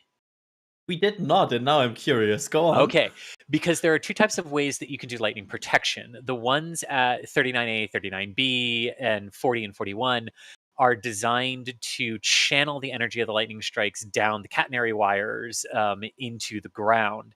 But there's another way that you can do it, which is to attract the lightning strike to a pole and then channel the energy down the pole itself to the ground, and then safely distribute it away from your ground systems once it reaches the ground. This is actually how the ULA launch pad in Vandenberg works. So 2 different ways of doing it, and what you're seeing is more the latter side of that, with channeling the strikes directly to the ground through the towers. All righty. And since we're talking about the launch towers, if you would like to own your own launch tower merch, we have that because we love our community, and the 4 towers question is one that we got a lot. We even made a special featured video out of it, which is how I know some of that information about how the various types of towers work. So do check that out, but also head on over to shop.nasaspaceflight.com. Check out that 4 towers merch if you so desire, or if you're getting ready for some other types of space events, like a Falcon 9 landing, perhaps, cough, cough, tomorrow, metal prints of the beast out in Starbase, as well as celebrating the future of human space exploration throughout the solar system. And definitely check out shop.nasaspaceflight. It's another way for you to directly support what we do here in terms of rolling out and bringing you all of this coverage, because it's not just myself, Adrian, and Alex who are on comms. Patrick is in the background producing and operating the stream, and Thomas and Sawyer are out in the field manning the manual tracking cameras that will be used once we have good old Mark 1 camera eyeballs on Terran 1 after it leaves the ground, hopefully in 25.5 minutes from now. So thinking of that, and since we've got the rocket on stream here, Adrian, we talk a lot about conditioning the propellants, but what does that mean? Fly for Fun is asking, what does that mean for Terran 1? Does it use super densified liquids like the Falcon 9? What do they mean by conditioning the propellant? Because it's not like they're going out there with, your post-shampoo regimen. Thank you all for the bad joke laugh. Yeah, here we go with me being on slippery slopes with thermodynamics and how heat and temperature works.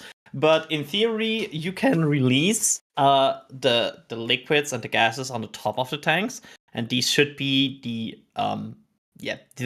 highest on temperature, and then fill up colder ones from the bottom to reduce the temperature. That's how these usually work. You release something from the top, and then you have more space for the one that should be the coldest, because the coldest should always be the one that is fresh from your ground surface equipment, which is preconditioning and cooling this down. So yeah, basically you release it from the top and you fill it up from the bottom again. So you slowly but surely get it cooler.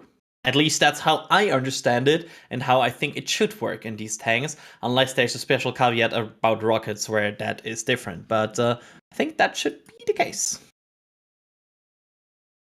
Yeah, when I mentioned...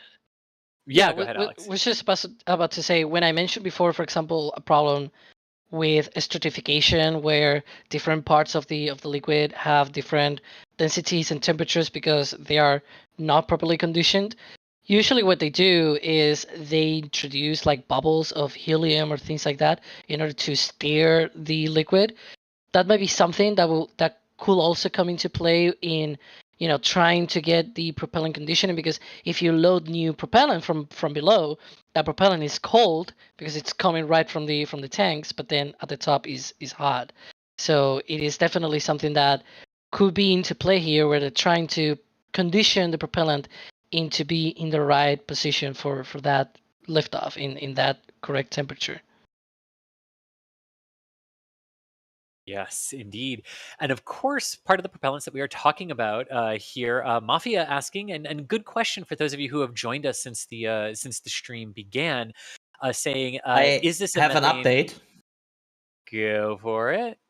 The update is that they're still in the preconditioning situation right now, but they are also looking at clouds moving in, as they want to make sure they have maximum visibility for this launch. So they are also watching the clouds moving into the launch area right now. Just as an update here, the situation right now is basically preconditioning, but also some, I wouldn't call it concern, but some watching and looking at the weather. And really quickly, I'm going to hit the other part of that, and I'm going to put this other question back in the queue. So, the how long does the window last till today, Adrian? It goes all the way to 4 p.m. There I'm we go. Alex. Yes, but so not there. Yes, Adrian. you are Alex, Sorry. not Adrian. Not to confuse everyone, but yes, the window does extend for just over another hour and a half. So if they do decide they want to wait for cloud cover, they've got some options. Although looking at the satellite view, I'm not sure it gets better, but we'll see. For them. But let's talk briefly about that, because cloud cover is not a technical constraint for liftoff. It is, however, a constraint if you are launching for the first time and you want your ground cameras to be able to track the vehicle for a prolonged period during flight. So this might come down to, hey, technically weather's totally fine to lift off. It's just so cloudy that we can't see the rocket above 5,000 feet, and we want to be able to see it above that. So we're going to stop.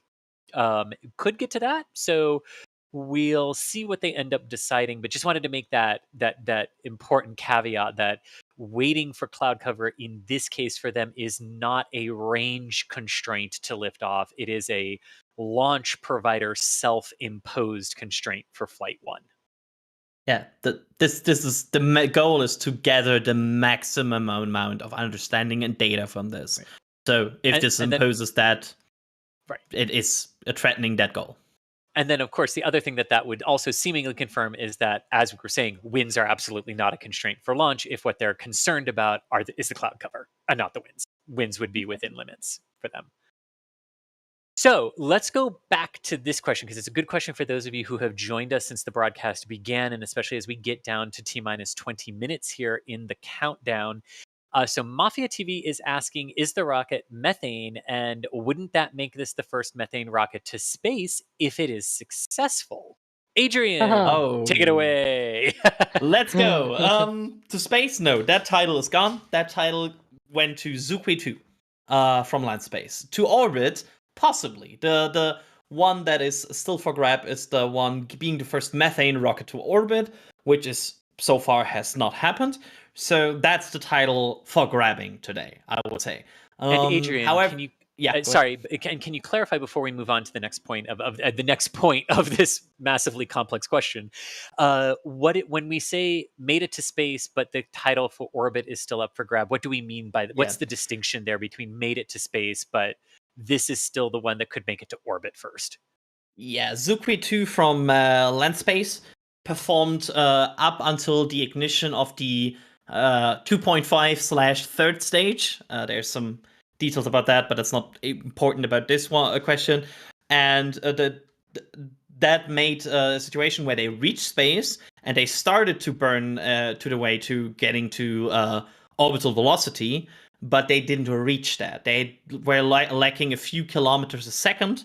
So it went down again and it didn't complete orbit. So that's why Zooquay 2 didn't successfully reach orbit, and that's why the title is still up for grab for getting the first rocket to orbit. Gotcha. Alrighty. Well, expecting potential. Another update, they're expecting the go, no-go polls in 3 minutes. Gotcha. Okay, so before we get to that poll, let me really quickly say thank you very much to Moldy Space Industries for gifting the 1 Red Team membership. So if you got that one from Moldy, Moldy is the one to thank for that. Jody, thank you so much for the support. No comment, just support. Thank you so much, Jody. We really appreciate that. Tom Dalton also with just some support. No comment whatsoever. Thank you so much, you all. That means a lot to us. Truly does. G Forbes saying it seems windy is the wind weather rule lurking. No, not for wind, but potentially a self-imposed cloud coverage rule for flight number 1 on this, which we will be standing by to see in a couple minutes with their go no go poll. Ninja with some support saying how much bacon can Terran 1 carry to orbit? Well, Terran 1 can take 1.4 metric tons of bacon to low Earth orbit. So there you go. That's a lot of bacon, by the way. It can also take, for those wondering, 898 kilograms of bacon into a sun synchronous orbit. So there you go. So we do have some questions here that I'm going to save until after the go no go poll because I don't want to be interrupted by that. So I'm going to go real quick to JP Casper's question saying, where are Chris and Jack shooting from today? I am on the Intercoastal. Glad you are here in Florida and on the Intercoastal there. I am not there in person. I am doing studio commentary today for this. And Jack is in California.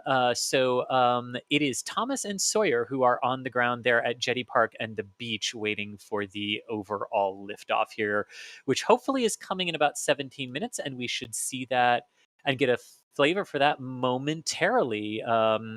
There. Oh, and a new order. Look at that. Someone just purchased a Falcon Heavy. See, a Falcon Heavy metal print from the store. So thank you so much for checking out the store and for grabbing one of those metal prints of the Falcon Heavy launch.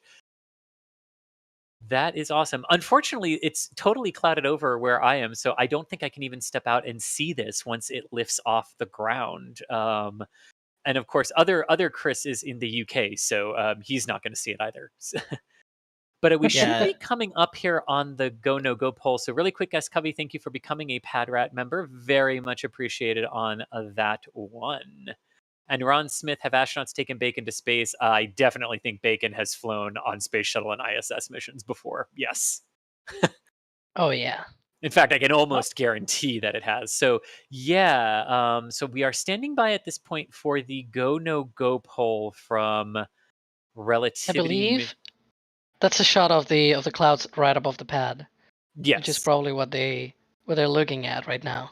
Yeah, and again, remember there was a 10% chance of a cumulus cloud interfering with the planned liftoff throughout the duration of the window. So if that's what it ends up being instead of total cloud coverage, hey, good job, weather people at the 45th. And I don't mean that sarcastically. I mean that wholeheartedly. They do a really good job of forecasting for companies here. They really do. But again, just kind of waiting for that poll to begin. And we do plan to pipe that audio into the stream for everyone to hear as well. FTS go. FTS go. RF. RF go. RF go. GNC. GNC go. GNC go. Flight software. Flight software go.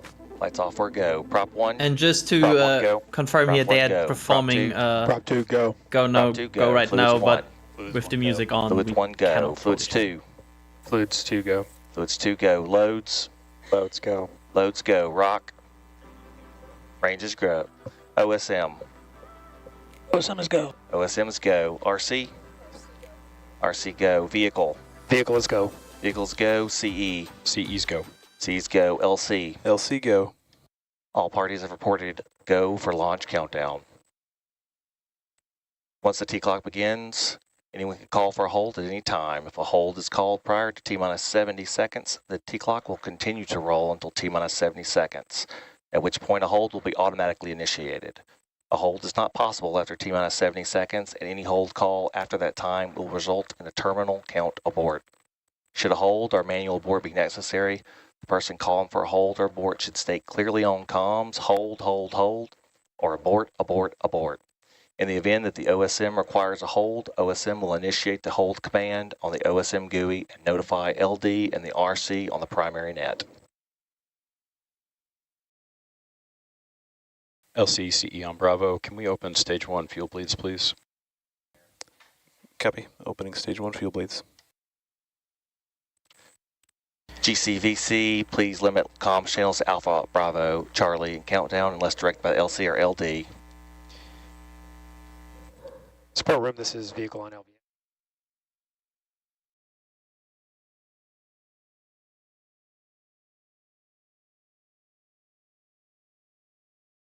You just heard our launch director. Alrighty, so there you overall have it. With 12 minutes 45 seconds on the clock, they are going to push to their currently targeted T0 for liftoff attempt. Now, Adrian and Alex, I want to throw this over to you because they are go from a technical perspective, but this is the first time they are attempting to actually get the vehicle off the ground. So there's still a lot that could happen here, right? And not achieving a liftoff is actually a valid outcome of the attempt today, right? Still being on the pad, maybe even lighting the engines and aborting like the H3 did last month, right? Oh, Yeah. absolutely. Like, this is, there's still many things that have to go, like, everything has to go right from here on out, because that's usually how a rocket countdown works. If everything is right, you ignite the engines. If something is off, you don't.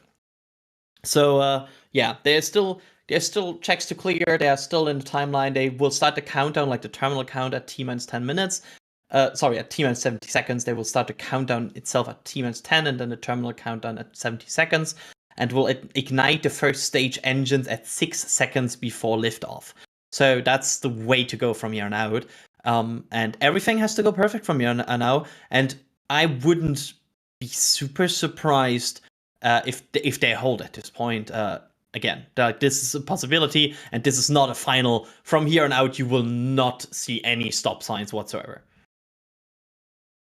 One thing that was really interesting to see is, you know, the abort criteria, where when they could actually abort, when it was not possible, because we've seen that on other rockets as well, and all of these abort constraints, and it's definitely interesting to see that. I guess it's, you know, different points in the sequencing of where things stand and all of that, but yeah, it's interesting overall.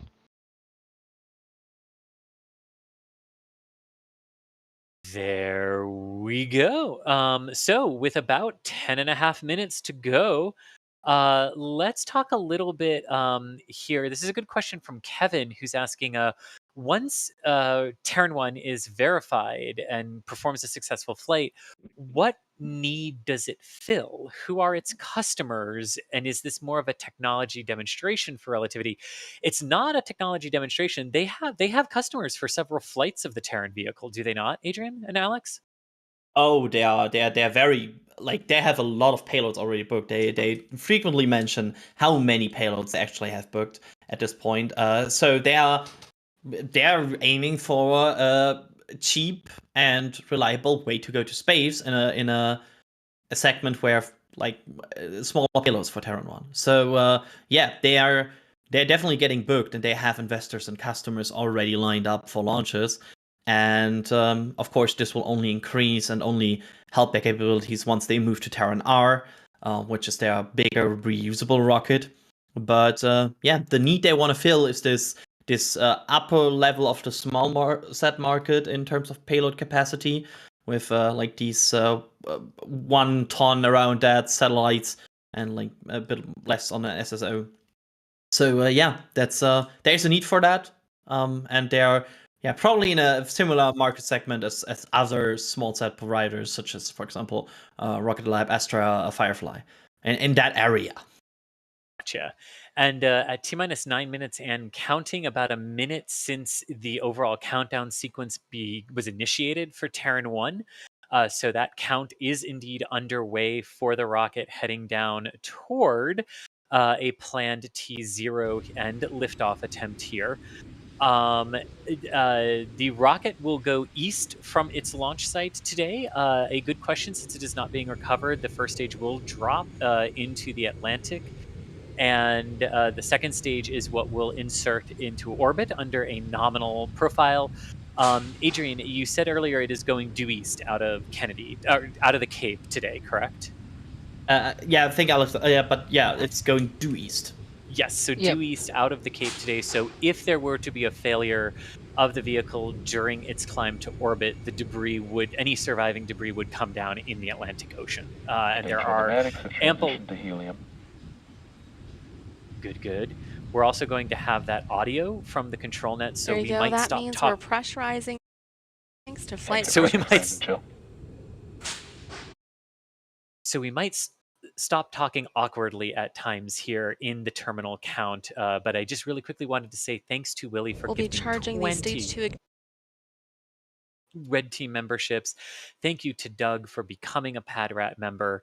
And we're largely going to hold off on some questions here until the ascent. But Adrian, really quick, do you want to give us an overview of the propellants this rocket's using and the many firsts that are on tap for this launch industry today? Yes, Terran 1 is doing a lot of firsts. The one first they wanted point out the most is this. This is a mostly 3D printed rocket, which will attempt to go to orbit today. So that is the major first they really want to point out here. But they also have the chance to be the first methane-based rocket going to orbit as well. So they are shooting for two very, very big records here, and it's a quite significant attempt what they are doing here. And again, the company has said before that there is some expectation tempering here, and they hope they clear Max Q successful. That's their main goal for today. But of course, they have a timeline all the way up to, in theory, reaching orbit with this rocket. So stay tuned for this. This is a very exciting launch. And at 6 minutes and 20 seconds to launch here, I'm starting to feel nerves as well. Because this is the point where you're really getting a bit nervous, right? Well, you are for the reasons you said, right? This is a new rocket. It's a new vehicle. We've sort of gone over, but very briefly, methane is a relatively new propellant for rockets, and there are the engines, the Eon engines, that will burn methane and oxygen to get on the first stage, the base of the first stage there. And there's a good timeline of the launch there that we saw for a quick second. So you can see it's a vertical ascent for 12 seconds, then the pitch to head out on a 90-degree azimuth due east. Max Q will be about a minute 20 into flight, assuming everything is going well with the thrust of those Eon engines. And then we'll have staging about 2 minutes 45 seconds into flight, and we will hopefully reach orbit 7 minutes 43 seconds after launch with Terran 1 here today. The we, of course, being the global we launch space community, the royal we, right? But definitely an exciting day for Relativity, and of course, as we've noted, Terran R could today become the first methane-powered fueled rocket to reach orbit. Terran 1. Terran 1. Dang it. Terran R is the next one coming. Man, it's because Relativity starts with an R. I'm always gonna get that wrong. But there's a good shot of Terran 1 on its seaside launch pad at Cape Canaveral. And as you can see, we are now under 5 minutes away from liftoff. You can see the methane flare stack off to the right-hand side of the overall gray lightning protection system poles that are there. And what I love is this pad goes back to the original days of Cape Canaveral, and the bunkhouse that is there is still there from the 60s when this pad was built. And that's where the Launch Control Center in the 60s was, and they were that close to the rocket, and just really fascinating history with some of these older launch We're pads that are currently being brought back. And we are 4 minutes away. Again, they will move to the terminal count at 70 seconds before liftoff. And we are Yes. getting very, very close to this. It is. It is. Just to point this out And already, you just it's saw the transporter erector cradle disengage. Disengaged.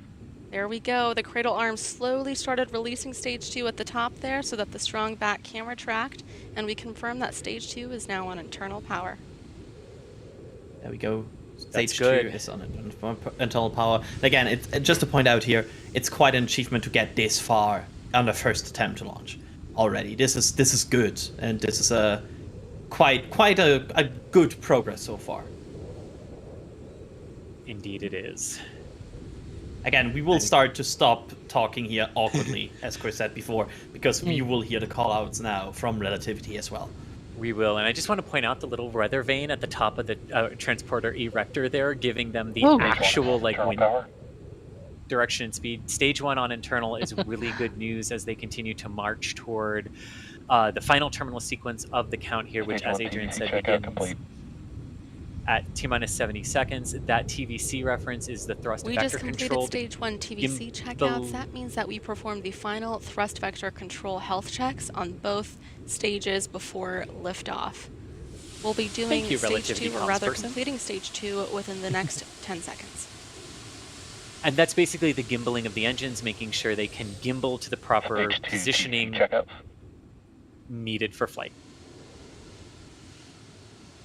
We are less than 150 seconds away from Relativity attempting to be the first 3D printed rocket to go to orbit and the first methane rocket to reach orbit. And to the 15,000 of you who are watching, please smash that like button. That's a good way to tell the YouTube algorithm that this is a good stream for people to be pushed. And it's a valid stream. Next up, we'll be retracting the strong back, and then our range coordinator will ask the range for their status one last time. Watch for that range check. Yep.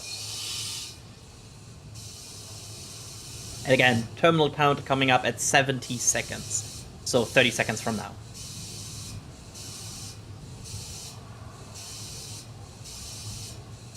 And you can see the black posts down toward the base of the vehicle are the rainbirds in the sound suppression system, which should begin gushing water toward the vehicle just before liftoff. 10 seconds to terminal count. Status? Range green. There we go. Eastern range is green to support. And that was confirmation that the range is green for launch. We are almost a minute away.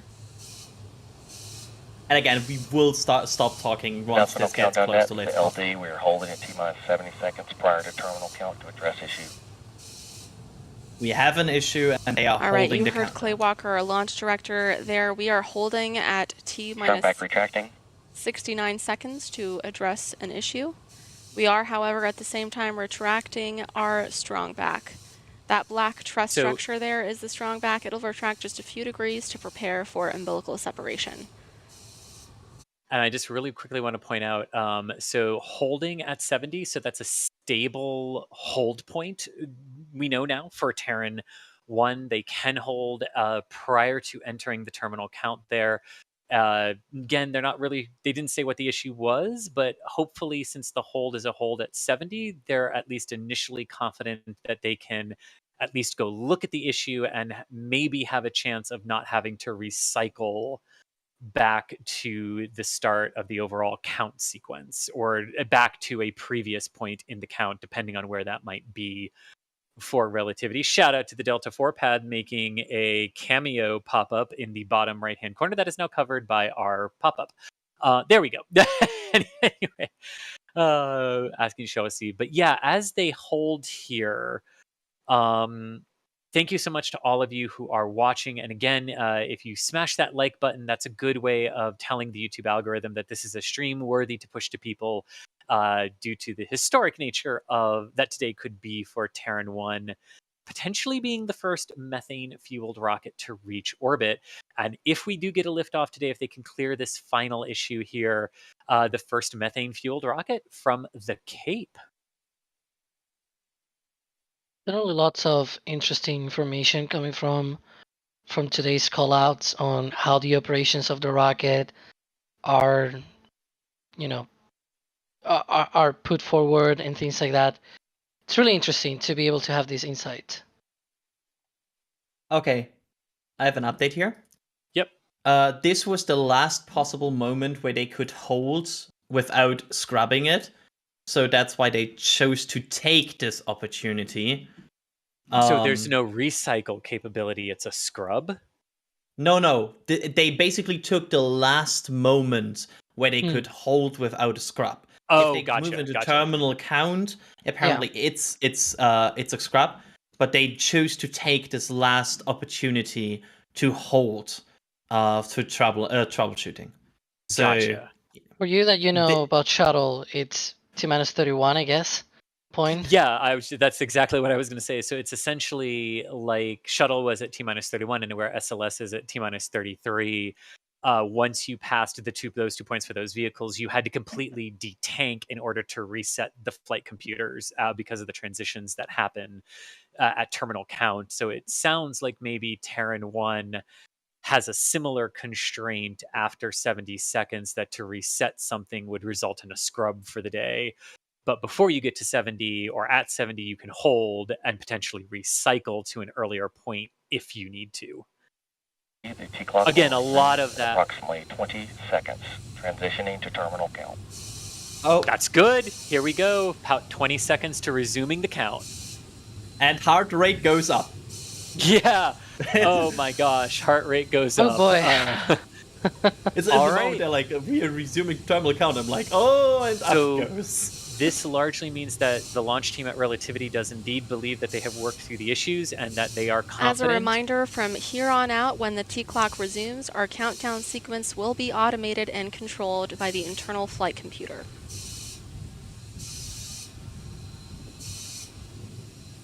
Yeah, and the exact liftoff time is literally just going to be the matter of when they release the hold, and it's 1 minute 10 seconds from that moment.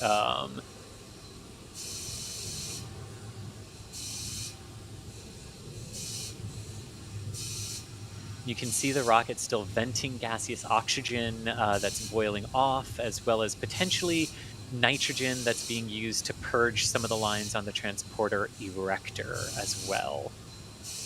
But that's the vapor that you see around the Terran 1 rocket right now. And again, they'll be standing by to pick up that countdown here momentarily. And then it's 1 minute, 10 seconds from there to the anticipated first liftoff of Terran 1.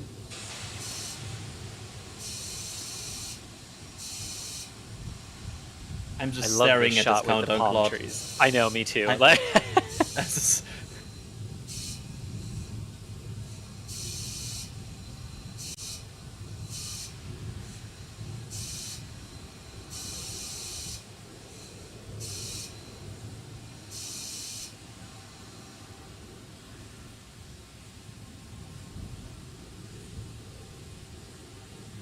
Again, just standing by for that clock to resume here.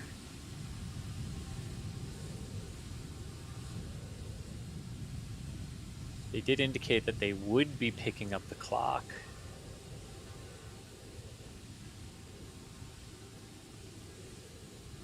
Again, that we nice are aerial... extending the hold just a little bit longer. We're going to stand by for further updates from mission control. Okay, that explains why they didn't pick up the clock when we were expecting them to. But again, you can see this aerial shot of Slick 16. And worth noting... LD, we have had a terminal count aboard, saving the vehicle and assessing recycle options. So we have an abort. They aborted the countdown, and at this point, they're looking at if they can recycle. So just to confirm here, this first attempt at this point has been aborted. You heard that announcement from our launch director. We're going to have an update momentarily as to what happened with our automated abort. So this looks to me like they maybe started to again, and then immediately the auto sequence aborted again. So and they said as soon as it aborted in that auto sequence, it's over. Either that or it didn't hand off. Like there's a possibility that that's what they mean by that too. You're exactly right, Adrian. It could mean that they started it and like within a millisecond it kicked them out. It could also mean that when they went to start it, like the computers just would not hand off to one another, which can stop it immediately and give them potential recycle options. And I'm sort of focusing on that. They think they have recycle options, which to me might indicate they just never handed off to terminal count, and they just meant it aborted before it got there. Yeah.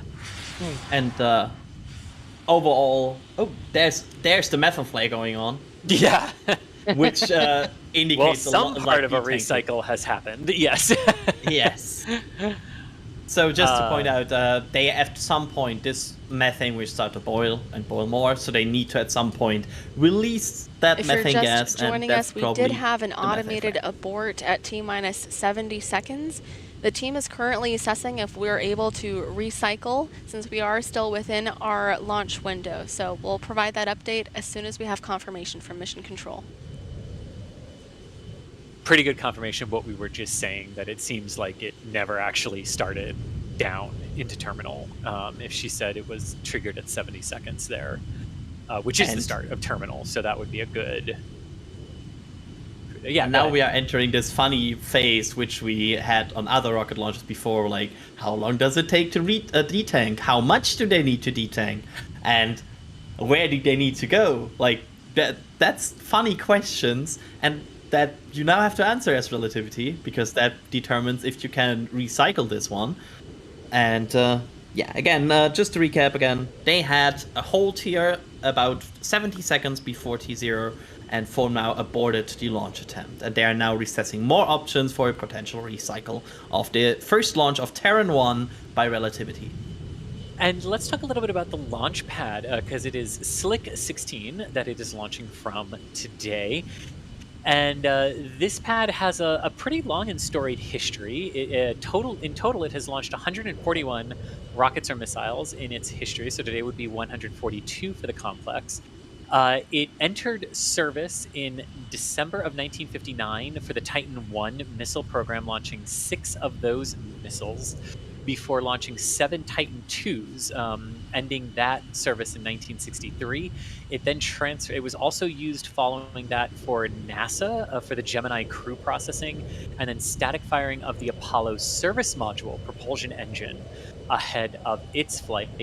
The pad was then returned to the Air Force in 1972, where it was used to launch Pershing missiles, and it launched 79 Pershing 1A and 49 Pershing 2 missiles. And the last one of those lifted off in 1988 before the site was deactivated the next day as part of the Intermediate Range Nuclear Forces Treaty between the US and the Soviet Union. And then in January of 2019, Relativity Space entered a 5-year agreement for the use of the pad for the rocket that we now look at here, Terran 1, holding as the Relativity teams look at recycle options here today after an automatic kick out of the count sequence at T-minus 70 seconds when the terminal count sequence was due to begin. Just to point out, because people might be confused by that, the things you are seeing flying away from the rocket is ice, because there's ice on the rocket and that is shattering a bit. So that's going from the rocket, that's normal, there's nothing to worry about. Yes. Alrighty, let us see some questions that we've got here. Soren saying we need heart monitors for all of the stream commentators. Yes, we do, depending on the rocket. We definitely do. Here's a good question. Do we know how much it cost to build the Terran 1? Oh. Have they talked about the price points for it at all? I don't think they have actually talked about... Well, they surely have talked about, price for the customers, but not like how much does it cost to make the rocket itself. I do not think they have gone into those details, probably because it's proprietary. Yeah. And so for but for like comparison's sake, as of 2021, a Terran 1 launch was being sold for roughly $12 million USD. Yes. So, good question there. Roseanne asking us, so if this thing is 3D printed, how big is the printer? And how big are the parts that it prints? I think it's several different printers, right, Adrian? Because like parts of the engines are 3D printed, parts of the tank structures are 3D printed, so you're going to be using different printers for those things. Yes, and I think their main printer. Let me just make absolutely sure that I get it right. I think it's called Stargate, even. As a 3D printer, they have, of course, different appliances and different 3D printings. And also, just to point out, they're not the only company who uses 3D technology, 3D printing technology for their rockets. They're just the one that made it like their main thing for the rocket. Yeah, but I'm a lot of the rocket is like that. Indeed. Alrighty. And Meme is asking, is a 3D printed rocket really cheaper? And I think there's an important caveat here. Like, we know how much they're selling it for, but I think what the question is largely driving at is like, is it cheap enough where it ends up costing more to recover them and refurbish them than to just build them new each time? It's also talking about what costs something is always hard to predict, because it always comes down to how much money did you also invest to develop the technology. How much did you use to build the manufacturing process, which in the end enables you to do it for this price. So there will always be there's a lot of potentials how you report a price and a cost, so you can make it interesting or less interesting for potential people looking at it. So it's not always easy to answer. Of course, I would imagine that it probably would save some prices over a single, like how much material do you use for a rocket, how much goes out. But also there's a lot of technology you had to develop for this. They literally developed 3D technology, like some 3D printing mechanisms and technologies for this. So the question is also, how long do you need to launch to offset that development cost, and how much of that can you use on future applications of the technology? So it's a complicated, multi-layered question that is very hard to answer, and I think we would do it injustice to just answer it here quickly in a yes or no way. Once again, we had gotcha. an automated abort at T-minus 70 seconds. Our launch director and our teams in mission control are currently assessing the recycle options that we have for today, since we're currently still within our launch window. We're standing by to hear that update from Clay Walker. There's good confirmation that's still waiting for that update. But a good question that we're getting, a lot of people are asking this, so I'm going to take Rough Riders as the question to show on air, but I know a lot of you are wondering this too. If no launch today, the backup that has been advertised is 24 hours. So would OneWeb, our TLS mission, get pushed to allow Terran 1 to go on its backup day? Other way around? Would the range try to work something out to let them both have an attempt?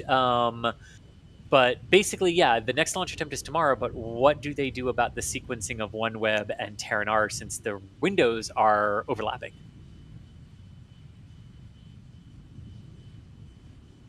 Yeah, so that is definitely interesting to think about.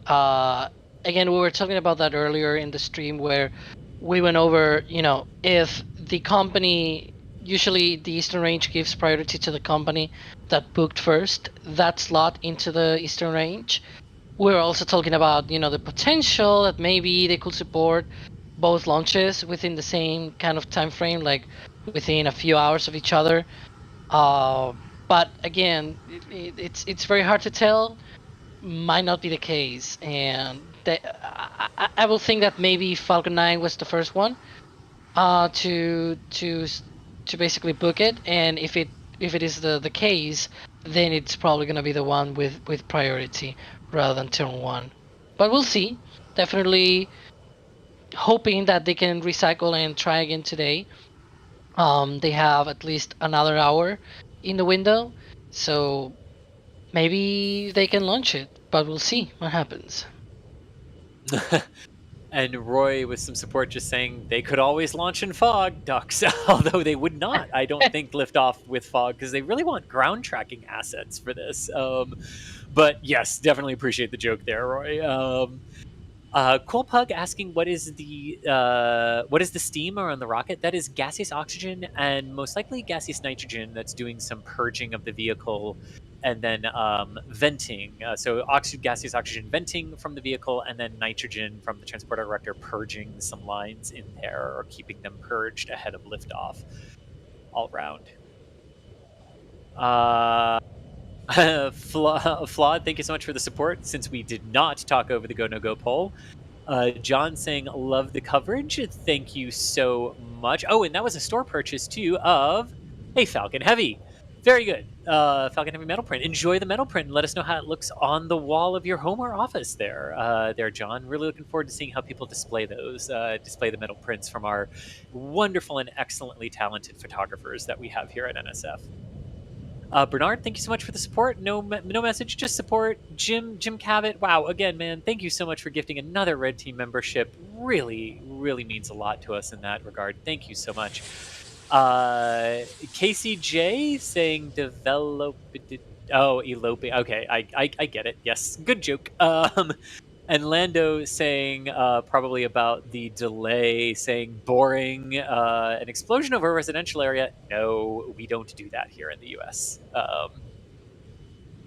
But yes, so here's a good question as we continue to wait for some information on what the next step for Terran 1 will be here today.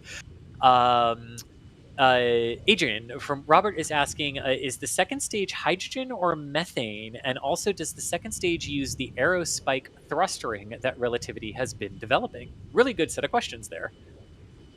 Terran 1 is a fully Methalox-based rocket, which uses on the second stage an Aeon vacuum engine, which is basically, a vacuum version of their first stage engine. So I would say this setup in like overall is like very similar to Falcon 9, but it's smaller, where you have 9 engine on the first stage and then a vacuum optimized version of that engine on the second stage. So yeah, and I think the aerospike thrust ring was talking about Stoke, right? Yeah, I think that you're thinking of Stoke, another company that's developing that technology. Yes.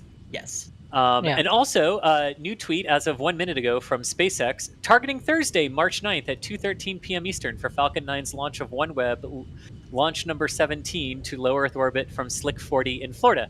So SpaceX is definitely proceeding onward as you would expect them to. I just received confirmation that we are going to recycle, and we have an updated T0 time of 15:55 Eastern. So again, that's 15:55 Eastern, approximately 45 minutes from now.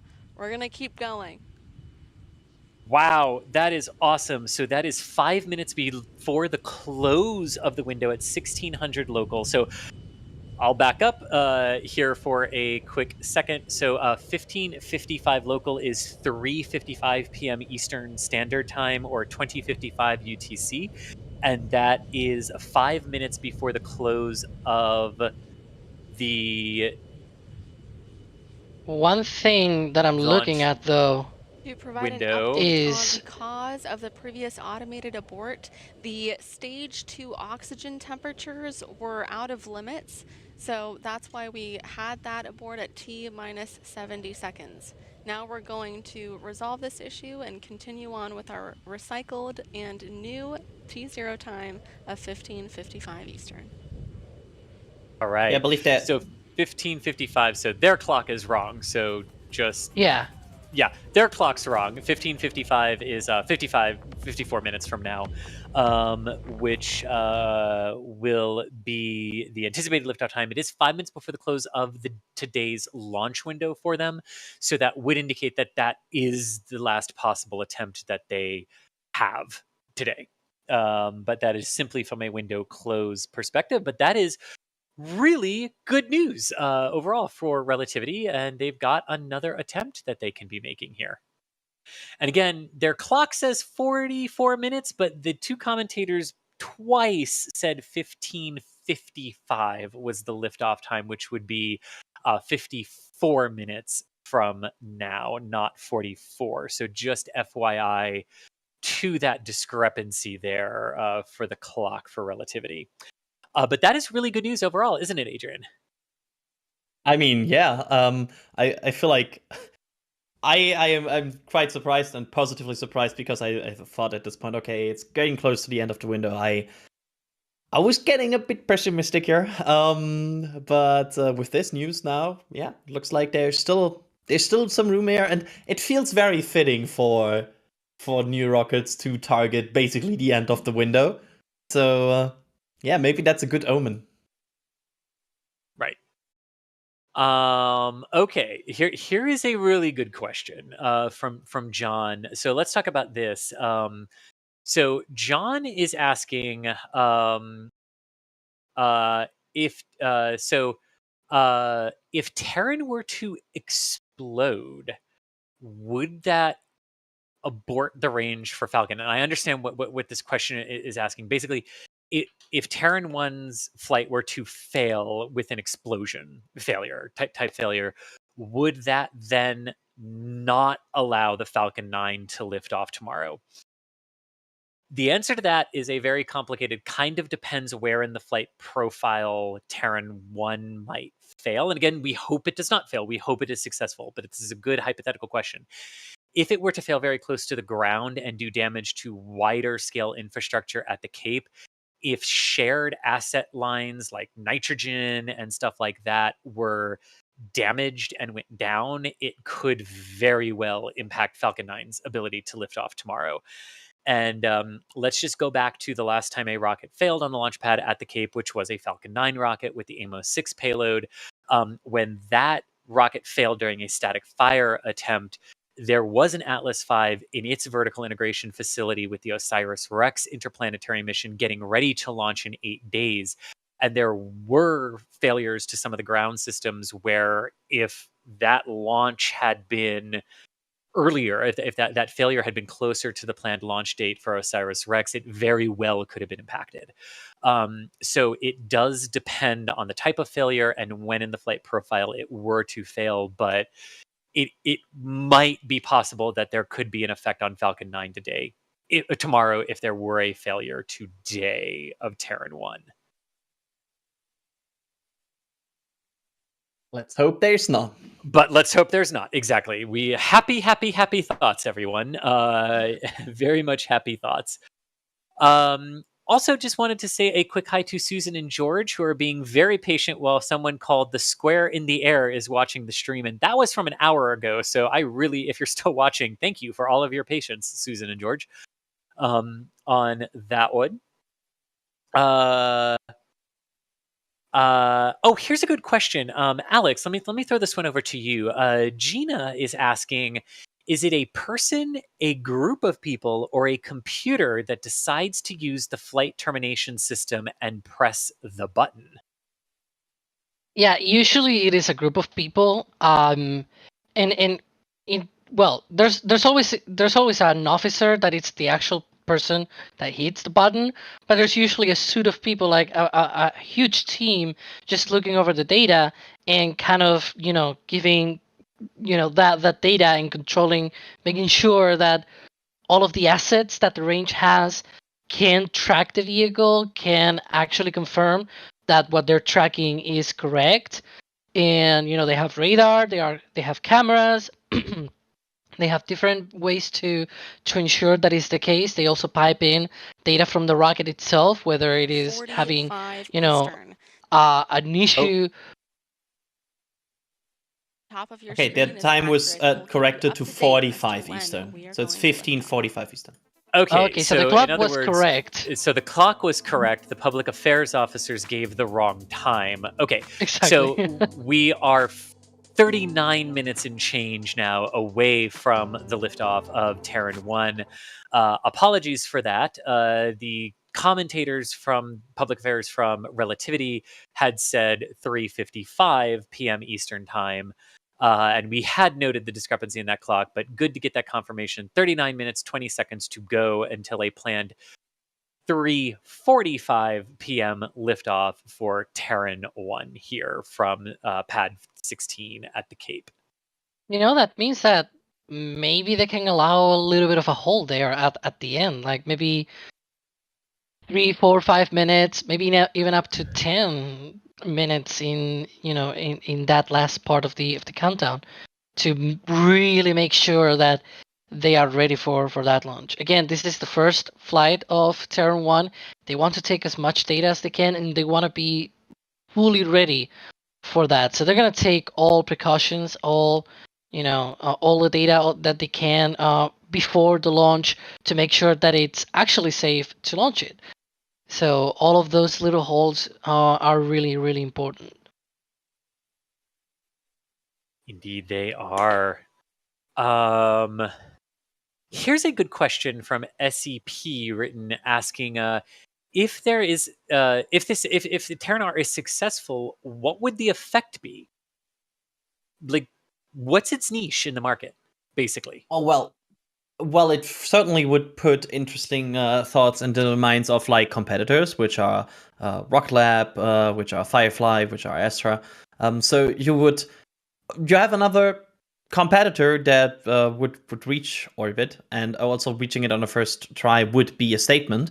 And of course, there are some implications that are going with Relativity, with their goal to reduce cost with their manufacturing process and 3D printing. So then, of course, you would investigate, as other companies, are we in trouble of having a cost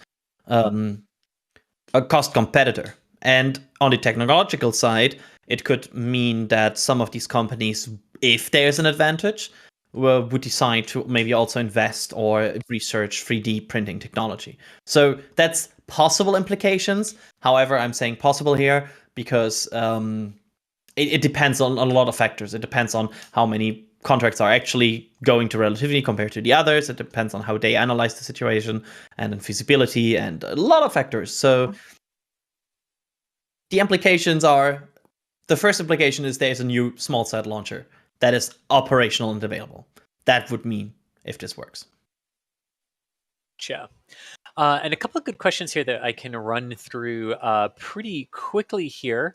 Kichi is saying, so 3 new vehicles attempting to orbit this month. And I believe you are exactly right. The H3 attempted earlier this week, unfortunately had a second stage ignition failure, but the first stage performed wonderfully well. And I really encourage you all to go find that launch video because you can see the dogleg maneuver clear as day that first stage does after the solids separate.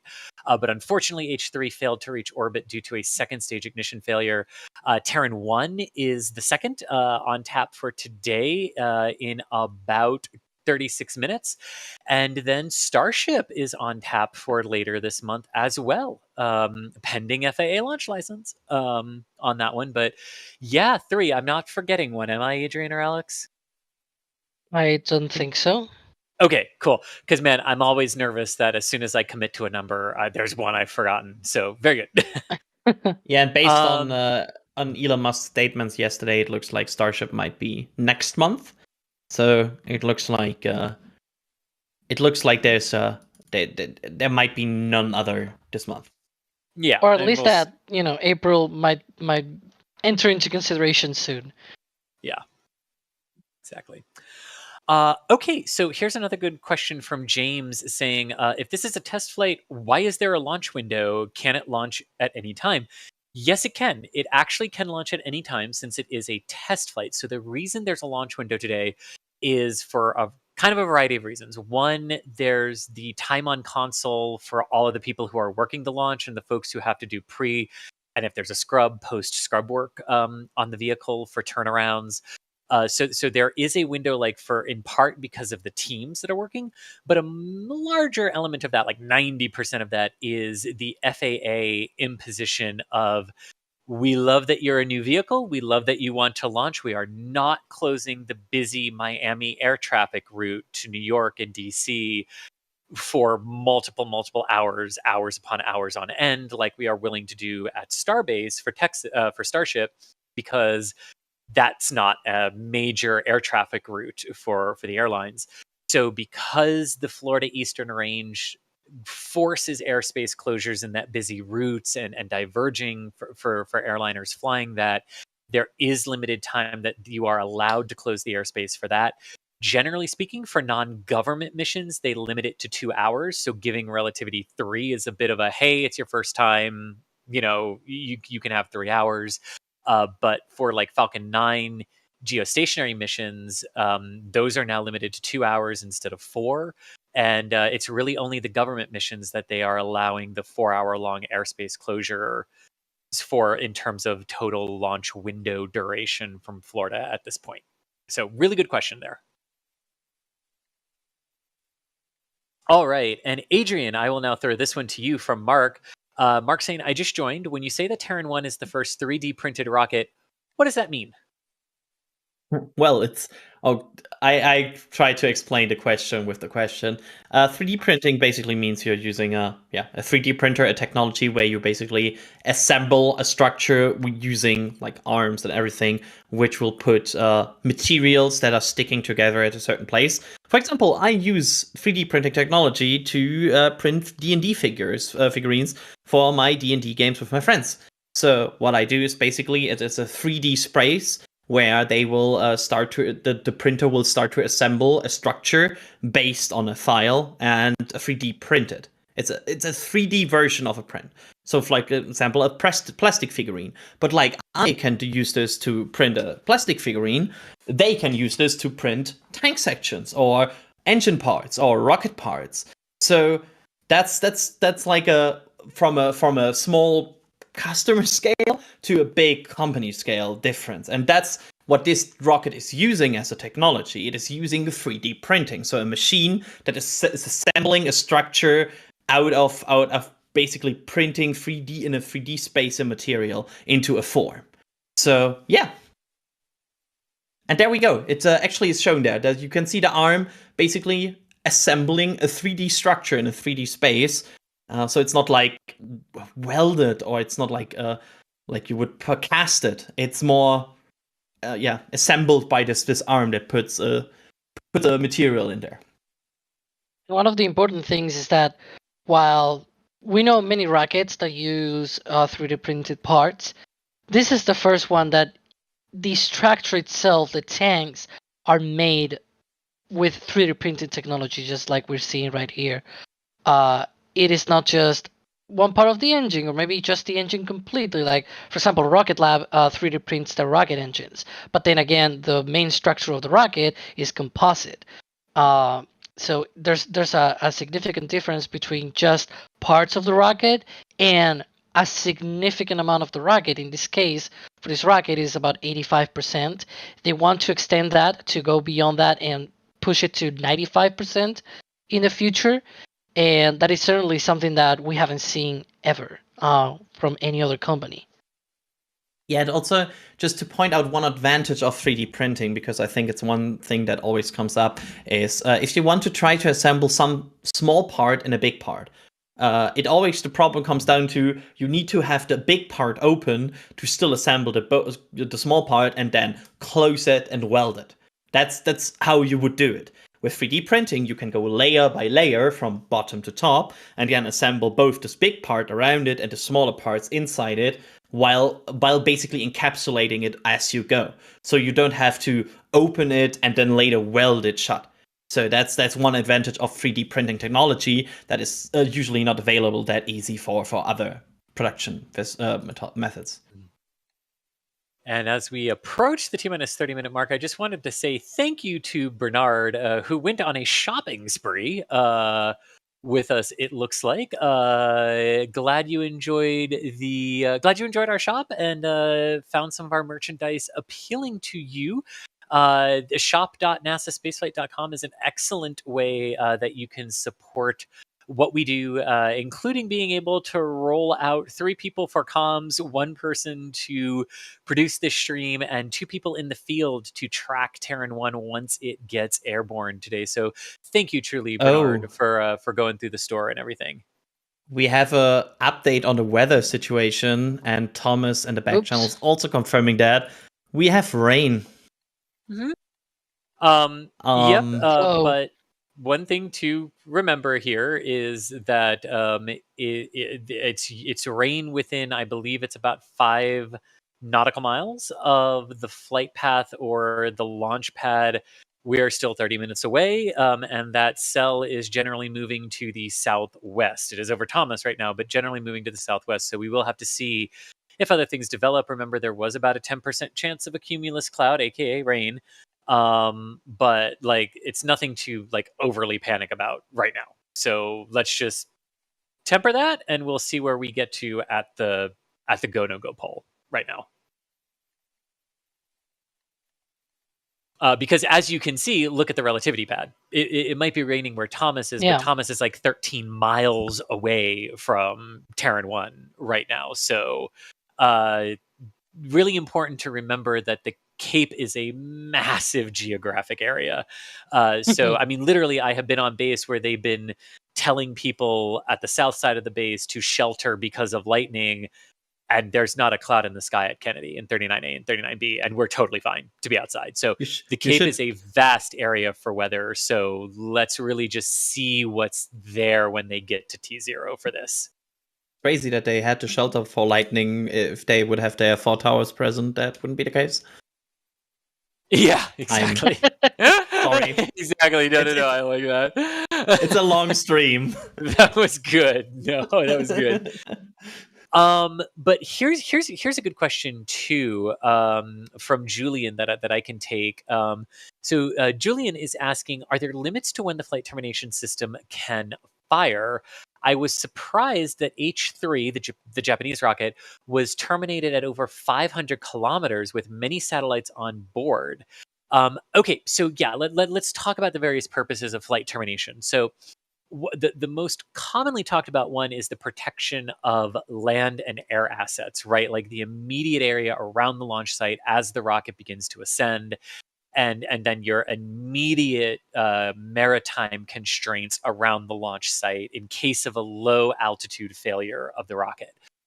The higher the rocket climbs and the greater the velocity imparted by that first stage before it separates, to which the H3 actually provides a lot of velocity in its first stage to the overall stack, you eventually arrive at a point where part of the consideration is what is going to survive atmospheric reentry if we leave this intact and it fails. And there is a large line of thought that blowing up the second stage,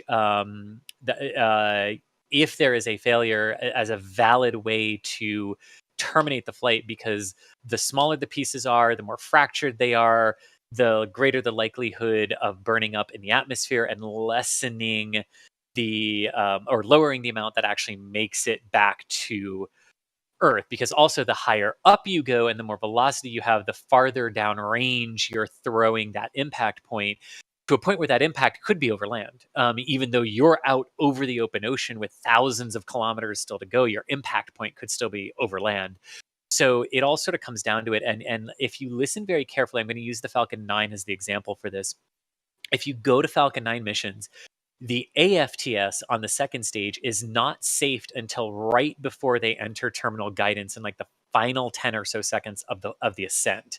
And that is to preserve the ability to destroy the second stage as part of that mitigation for how much of it might survive atmospheric entry, which we have seen, right? Alex and Adrian, there was that second stage that failed to deorbit a few years ago on purpose and ended up just passively coming in over Washington State and Oregon, and sections of it and tanks of it still reached the ground. Partly because those tanks are protected by the overall structure of the stage, and if you would have destroyed it before that, they might have broken up and burned up in the atmosphere as individual components versus an all-in-one intact reentry.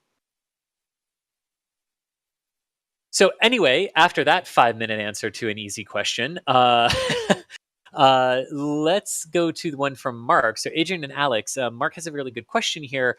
Are there any plans to make Terran reusable, or is it once and done? The wording of this question is good because there are plans to make Terran reusable. It's not just not the one; it's the R. So it's the one I keep saying accidentally, right? Yes, and actually, Relativity was one of the first companies after SpaceX with Starship to announce a rocket that will thrive for full reusability with their Terran R rocket. So yeah, they are going for a full reusable rocket with their next rocket with their bigger one, which is using the upgraded the bigger engine, which they also want to debut on this one on Terran 1. On a few flights down the line. So yeah, there's plans to make Terran reusable. It's just not the one line, it's the R line. Indeed. Alrighty, S.E. Freeman, thank you so much for becoming a Red Team member. Dave, oh man, I'm not going to sing this because of the copyright strike, but we all know the tune to It's Like Rain on Your Launch Day. Very clever. I like that. You're my kind of people, Dave. Although okay, right now the skies look very, very clear above Launchpad 16, so maybe we have luck today. Hopefully we do. Hamster asking, what are the 4 towers around the rocket? They are the weather and lightning protection system towers for this particular launch pad. They do look different from the other towers around the Cape, but they nonetheless serve very similar purposes. Operations for the day. Oh. Thanks for playing. Okay, they have scrubbed for the day. Well, let's see what the overall moment was. You just heard that update from Mission Control. We are unfortunately scrubbing today's operations. We're going to stand by for additional details from Clay Walker. Alrighty. And as we wait to hear the reason for that scrub-a-dub-dub here for Terran 1 today, we should mention that that's not necessarily unexpected, right? First attempt at launching a brand new rocket and actually sending it skyward. A lot easier said than done, and we would much rather be on the ground wishing we were flying than in the air desperately wishing that we were on the ground. So we are waiting to hear what that reason was and when they will opt to try again. And that might be worth sticking around for because there is a Falcon 9 launch scheduled inside the Terran 1 window tomorrow. So stand by to see what Relativity and Terran 1 decide to do here for this. But yes, for now, they have indeed called a scrub for launch operations today and waiting to hear when we could try this one again.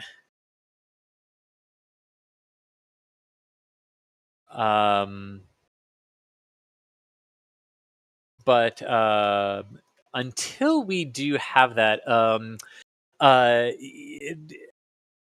Adrian, what are we going to see as sort of the next steps here as they work through their scrub process? Yeah, they will start to depressure and detank the vehicle, which is important in the flow now. Like, it's always very trivialized to save a rocket, but you need to make sure that it is saved in a proper way. So you make sure that everything is detanked properly or releasing pressure, and also you're making sure that this is in no way a harm for future launch attempts. So yeah, there's a lot of complicated flow going on right now where you can see the methane stack, for example, going on right now, which probably means they are detanking right now gaseous methane in this rocket and burning it off so it has less environmental impact.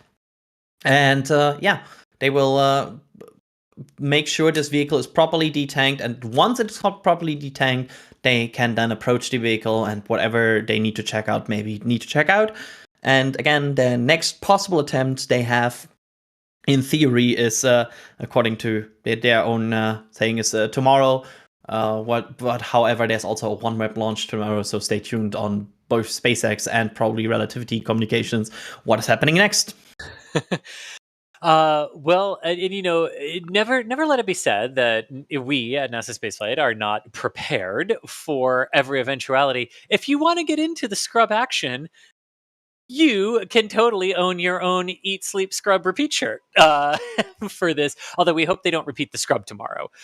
We hope we repeat the Eat, Sleep, and then get a lift off. But our Eat, Sleep, Scrub, Repeat merch is in our store if you would like to partake in buying some of that.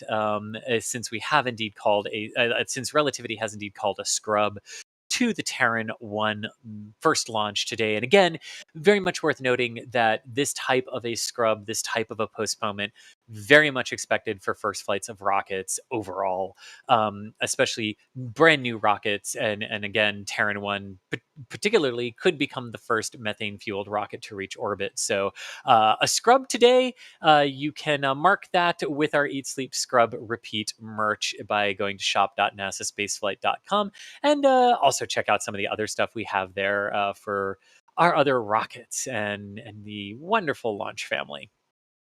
But yes, standing by from Relativity now to hear the reason for the scrub. And again, as Adrian was saying, how they might sequence an attempt tomorrow, again, depending on the reason why they called the scrub for today, and how tomorrow might sequence with a planned Falcon 9 launch. It is worth noting, it's entirely possible that the Eastern Range could permit them both to go tomorrow by slightly altering Relativity's window, or like giving Relativity a gap where they can't, to permit the Falcon 9 to lift off and land. It's worth noting it's an RTLS landing planned for tomorrow to a return to launch site landing for the Falcon 9. So will be interesting to see how the range chooses to handle this. But I mean, the range has signaled that they are ready to support back-to-back rapid cadence launches, especially if they can utilize the same weather personnel and range safety personnel if those launches are very close together and the ground assets actually support. So we will see what the overall decision is from Relativity, SpaceX, and the Eastern Range tomorrow.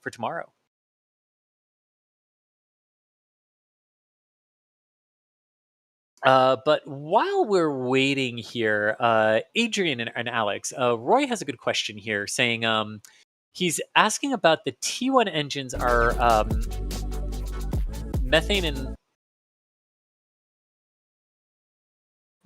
liquid oxygen, and they're very small. Elon's talked about the Raptors being too powerful for landing on the moon, and the question is sort of, would the T1 engine be a possible fit for SLS? Or for HLS, not SLS. HLS, sorry. Small, and I said the Raptors just too powerful for it. Yeah. They're still different. Like you gotta take into account that the HLS engines might not need to be even gas generator engines. Like they could just be simple pressure fed engines, for example, which are way simpler. Like you just open a valve, put an igniter in between, and it just works. So maybe they don't even need them at all. And we know SpaceX always tries to do everything in-house as well. They're not the kind of company that goes and outsources, or and takes engines from other company or anything. They always try to make that in-house. And frankly, we've kind of seen them doing some testing on some mysterious Methalox thrusters out there at McGregor. We had a video a few months ago about that, where they seem to have done some testing on what appeared to be definitely not Raptors, but it was using Methalox. So it was like, what are you? it's definitely an engine on Methalox. It's not a Raptor. What's going on here, right? So maybe they have some thrusters out there that they're working on behind the scenes, and we don't know. Sure. And David Graper with $50 super chat. Today. Wow, thank you so While much, we David. obviously Saying, had high hopes oh, for sending our Terran 1 off today, we're going to continue to take a measured approach so we can ultimately see this rocket off to max Q and beyond. Once we have an update on the timing for our next launch attempt, we will share that via Twitter at Relativity Space. We hope you will join us again soon to see the world's first 3D printed rocket fly. I am Rachel Aniceto. And I'm Arwa Tizani Kelly. Thank all right. Here we Well, go. there you go. We'll hear about I assume the reason for the scrub, as well as when they will try again via their Twitter. That's also not entirely surprising, given the potential complication with Falcon 9, an operational rocket with an operational mission for a customer. Tomorrow versus Terran 1 being a test flight. So we'll see how all of that shakes out, definitely. But before we go and wrap up, I did want to say a major thank you to David Graper for $50 of support, saying, I just joined the stream late, so probably missed it, but what are the dimensions of Terran 1? Yeah, so what's the overall height and diameter of Terran 1? Yeah, sure. It is. Okay. Oh, I was about to say, it is 35 meters in length, but only with the full fairing. So currently it is more like 33, 32 meters tall and 2.3 meters in diameter. Excellent. And JC Davis with some support saying, I want a video compilation of all of Chris G's Indeeds. Well, to that, I say indeed. I would love that too. I really do say that a lot. Man, it's just so deeply programmed. But yeah, that is my catchphrase. Man's on Mars asking, oh, this is a good one for Adrian and Alex, for both of you to answer this one. In 5 years, which company leads the small to medium rocket launch part of the market? Guesses? And is it possible that Starship cannibalizes this market as well? It's always these lovely, easy questions. I Yeah, right? Based on, so I don't think Starship will cannibalize the market. I think there will be still demand for like small dedicated payloads to certain orbits, and I also think Starship will not reach like below this price in such a short amount of time, like 5 years. So, and now this is the hard question part. I actually think Relativity has a good shot. I feel like they have a great concept from what I see so far, and I think they might be a contester, but I wouldn't count out anybody as of this point. There's one scrub, like one explosion, one major problem you have with your rocket, one major investigation can always change the dynamic in this small sat and medium sat market segment. So yeah, it's a very unpredictable field, and I wouldn't put like all my money right now on one single option or one single basket. Yeah, and one thing I will say though, the question goes over to potentially Starship eating some of that market. We're already seeing that with Falcon 9. Because those transporter missions, they take a lot of satellites into space in just one go. Some of them launch as many satellites as even Rocket Lab has launched in its entire life. So it's like that's a lot of satellites that they're taking away from these small to medium rockets, right? And so it kind of seems like Falcon 9 right now, it's sort of the dominant figure there. It is certainly going to be interesting 5 years down the line how that's going to play out, because then we want to see Neutron as well, maybe Terran as well. So maybe it's not going to be just a Starship all along, and maybe there are going to be a few other rockets. Very true. Well, that was probably going to do it for us here at NSF for our live coverage of the Good Luck Have Fun mission for Terran 1 and the first flight of that rocket, which Relativity did call a scrub for the day for a bit ago. They are still determining when they will make their second attempt. They do have technically a backup opportunity booked on the range for tomorrow during the same 3-hour window from 1 p.m. to 4 p.m. local. time. That's Eastern Standard Time at the Kennedy Space Center, Cape Canaveral Space Force Station. However, the complication there is that there is a OneWeb launch of SpaceX and Falcon 9 tomorrow within that window, that same window for relativity based on the plane that the OneWeb satellites need to launch into. So Relativity has said that they will announce the new launch date via their social media account, Relativity Space, later when they have that determined and worked out with the Eastern Range. So before we go, I do just want to say a quick thank you to everyone who was on this stream. Let's start with Adrian. Adrian, thanks so much for being on here, the Methalox rocket expert that you are. Thank you so much for your expertise today, Adrian. Thanks for having me. We didn't get a launch today, but it was I found it very entertaining today to talk to you two about Methalox rockets and relativity in special. So I really enjoyed the stream. And I hope you all out there enjoyed it as well. And also a major thank you to Alex for being on stream today. Thank you, Alex. Yeah, it's always a pleasure and definitely interesting, with these streams of new rockets, always to talk about other, first flights of other rockets and compared to this one and how this one operates. We've learned a lot of things here. We might talk about, at a later attempt. Oh, sorry about that. I was getting tripped over there. And yeah, it was very, very exciting. It was, nerve-wracking. But let's see if they attempt again soon and if they lift off. And also our wonderful operator and producer today, Mr. Patrick Colhone. Thank you so much, Patrick, for pulling the buttons. Yeah, I'm just going to go for it. Pulling the buttons, pushing the levers, mixing metaphors left and right. Hooray. Patrick, thank you so much for everything that you did, making the photons float and our voices flow to everyone around the world who joined us today for Terran 1's first launch attempt. Could not have done it without you, Patrick. Also in the field was Mr. Sawyer Rosenstein and Mr. Thomas Berghardt. They were out with tracking cameras, hoping to catch Terran once it lifted off, and they'll be back out there again for the next attempt. I was Chris Gebhardt, or I am Chris Gebhardt, assistant managing editor for NASASpaceflight. It was a pleasure to host this launch stream for Terran 1's first launch attempt. And do join us tomorrow for either Terran 1, OneWeb on SpaceX Falcon 9, or both, the Eastern Range shall tell us.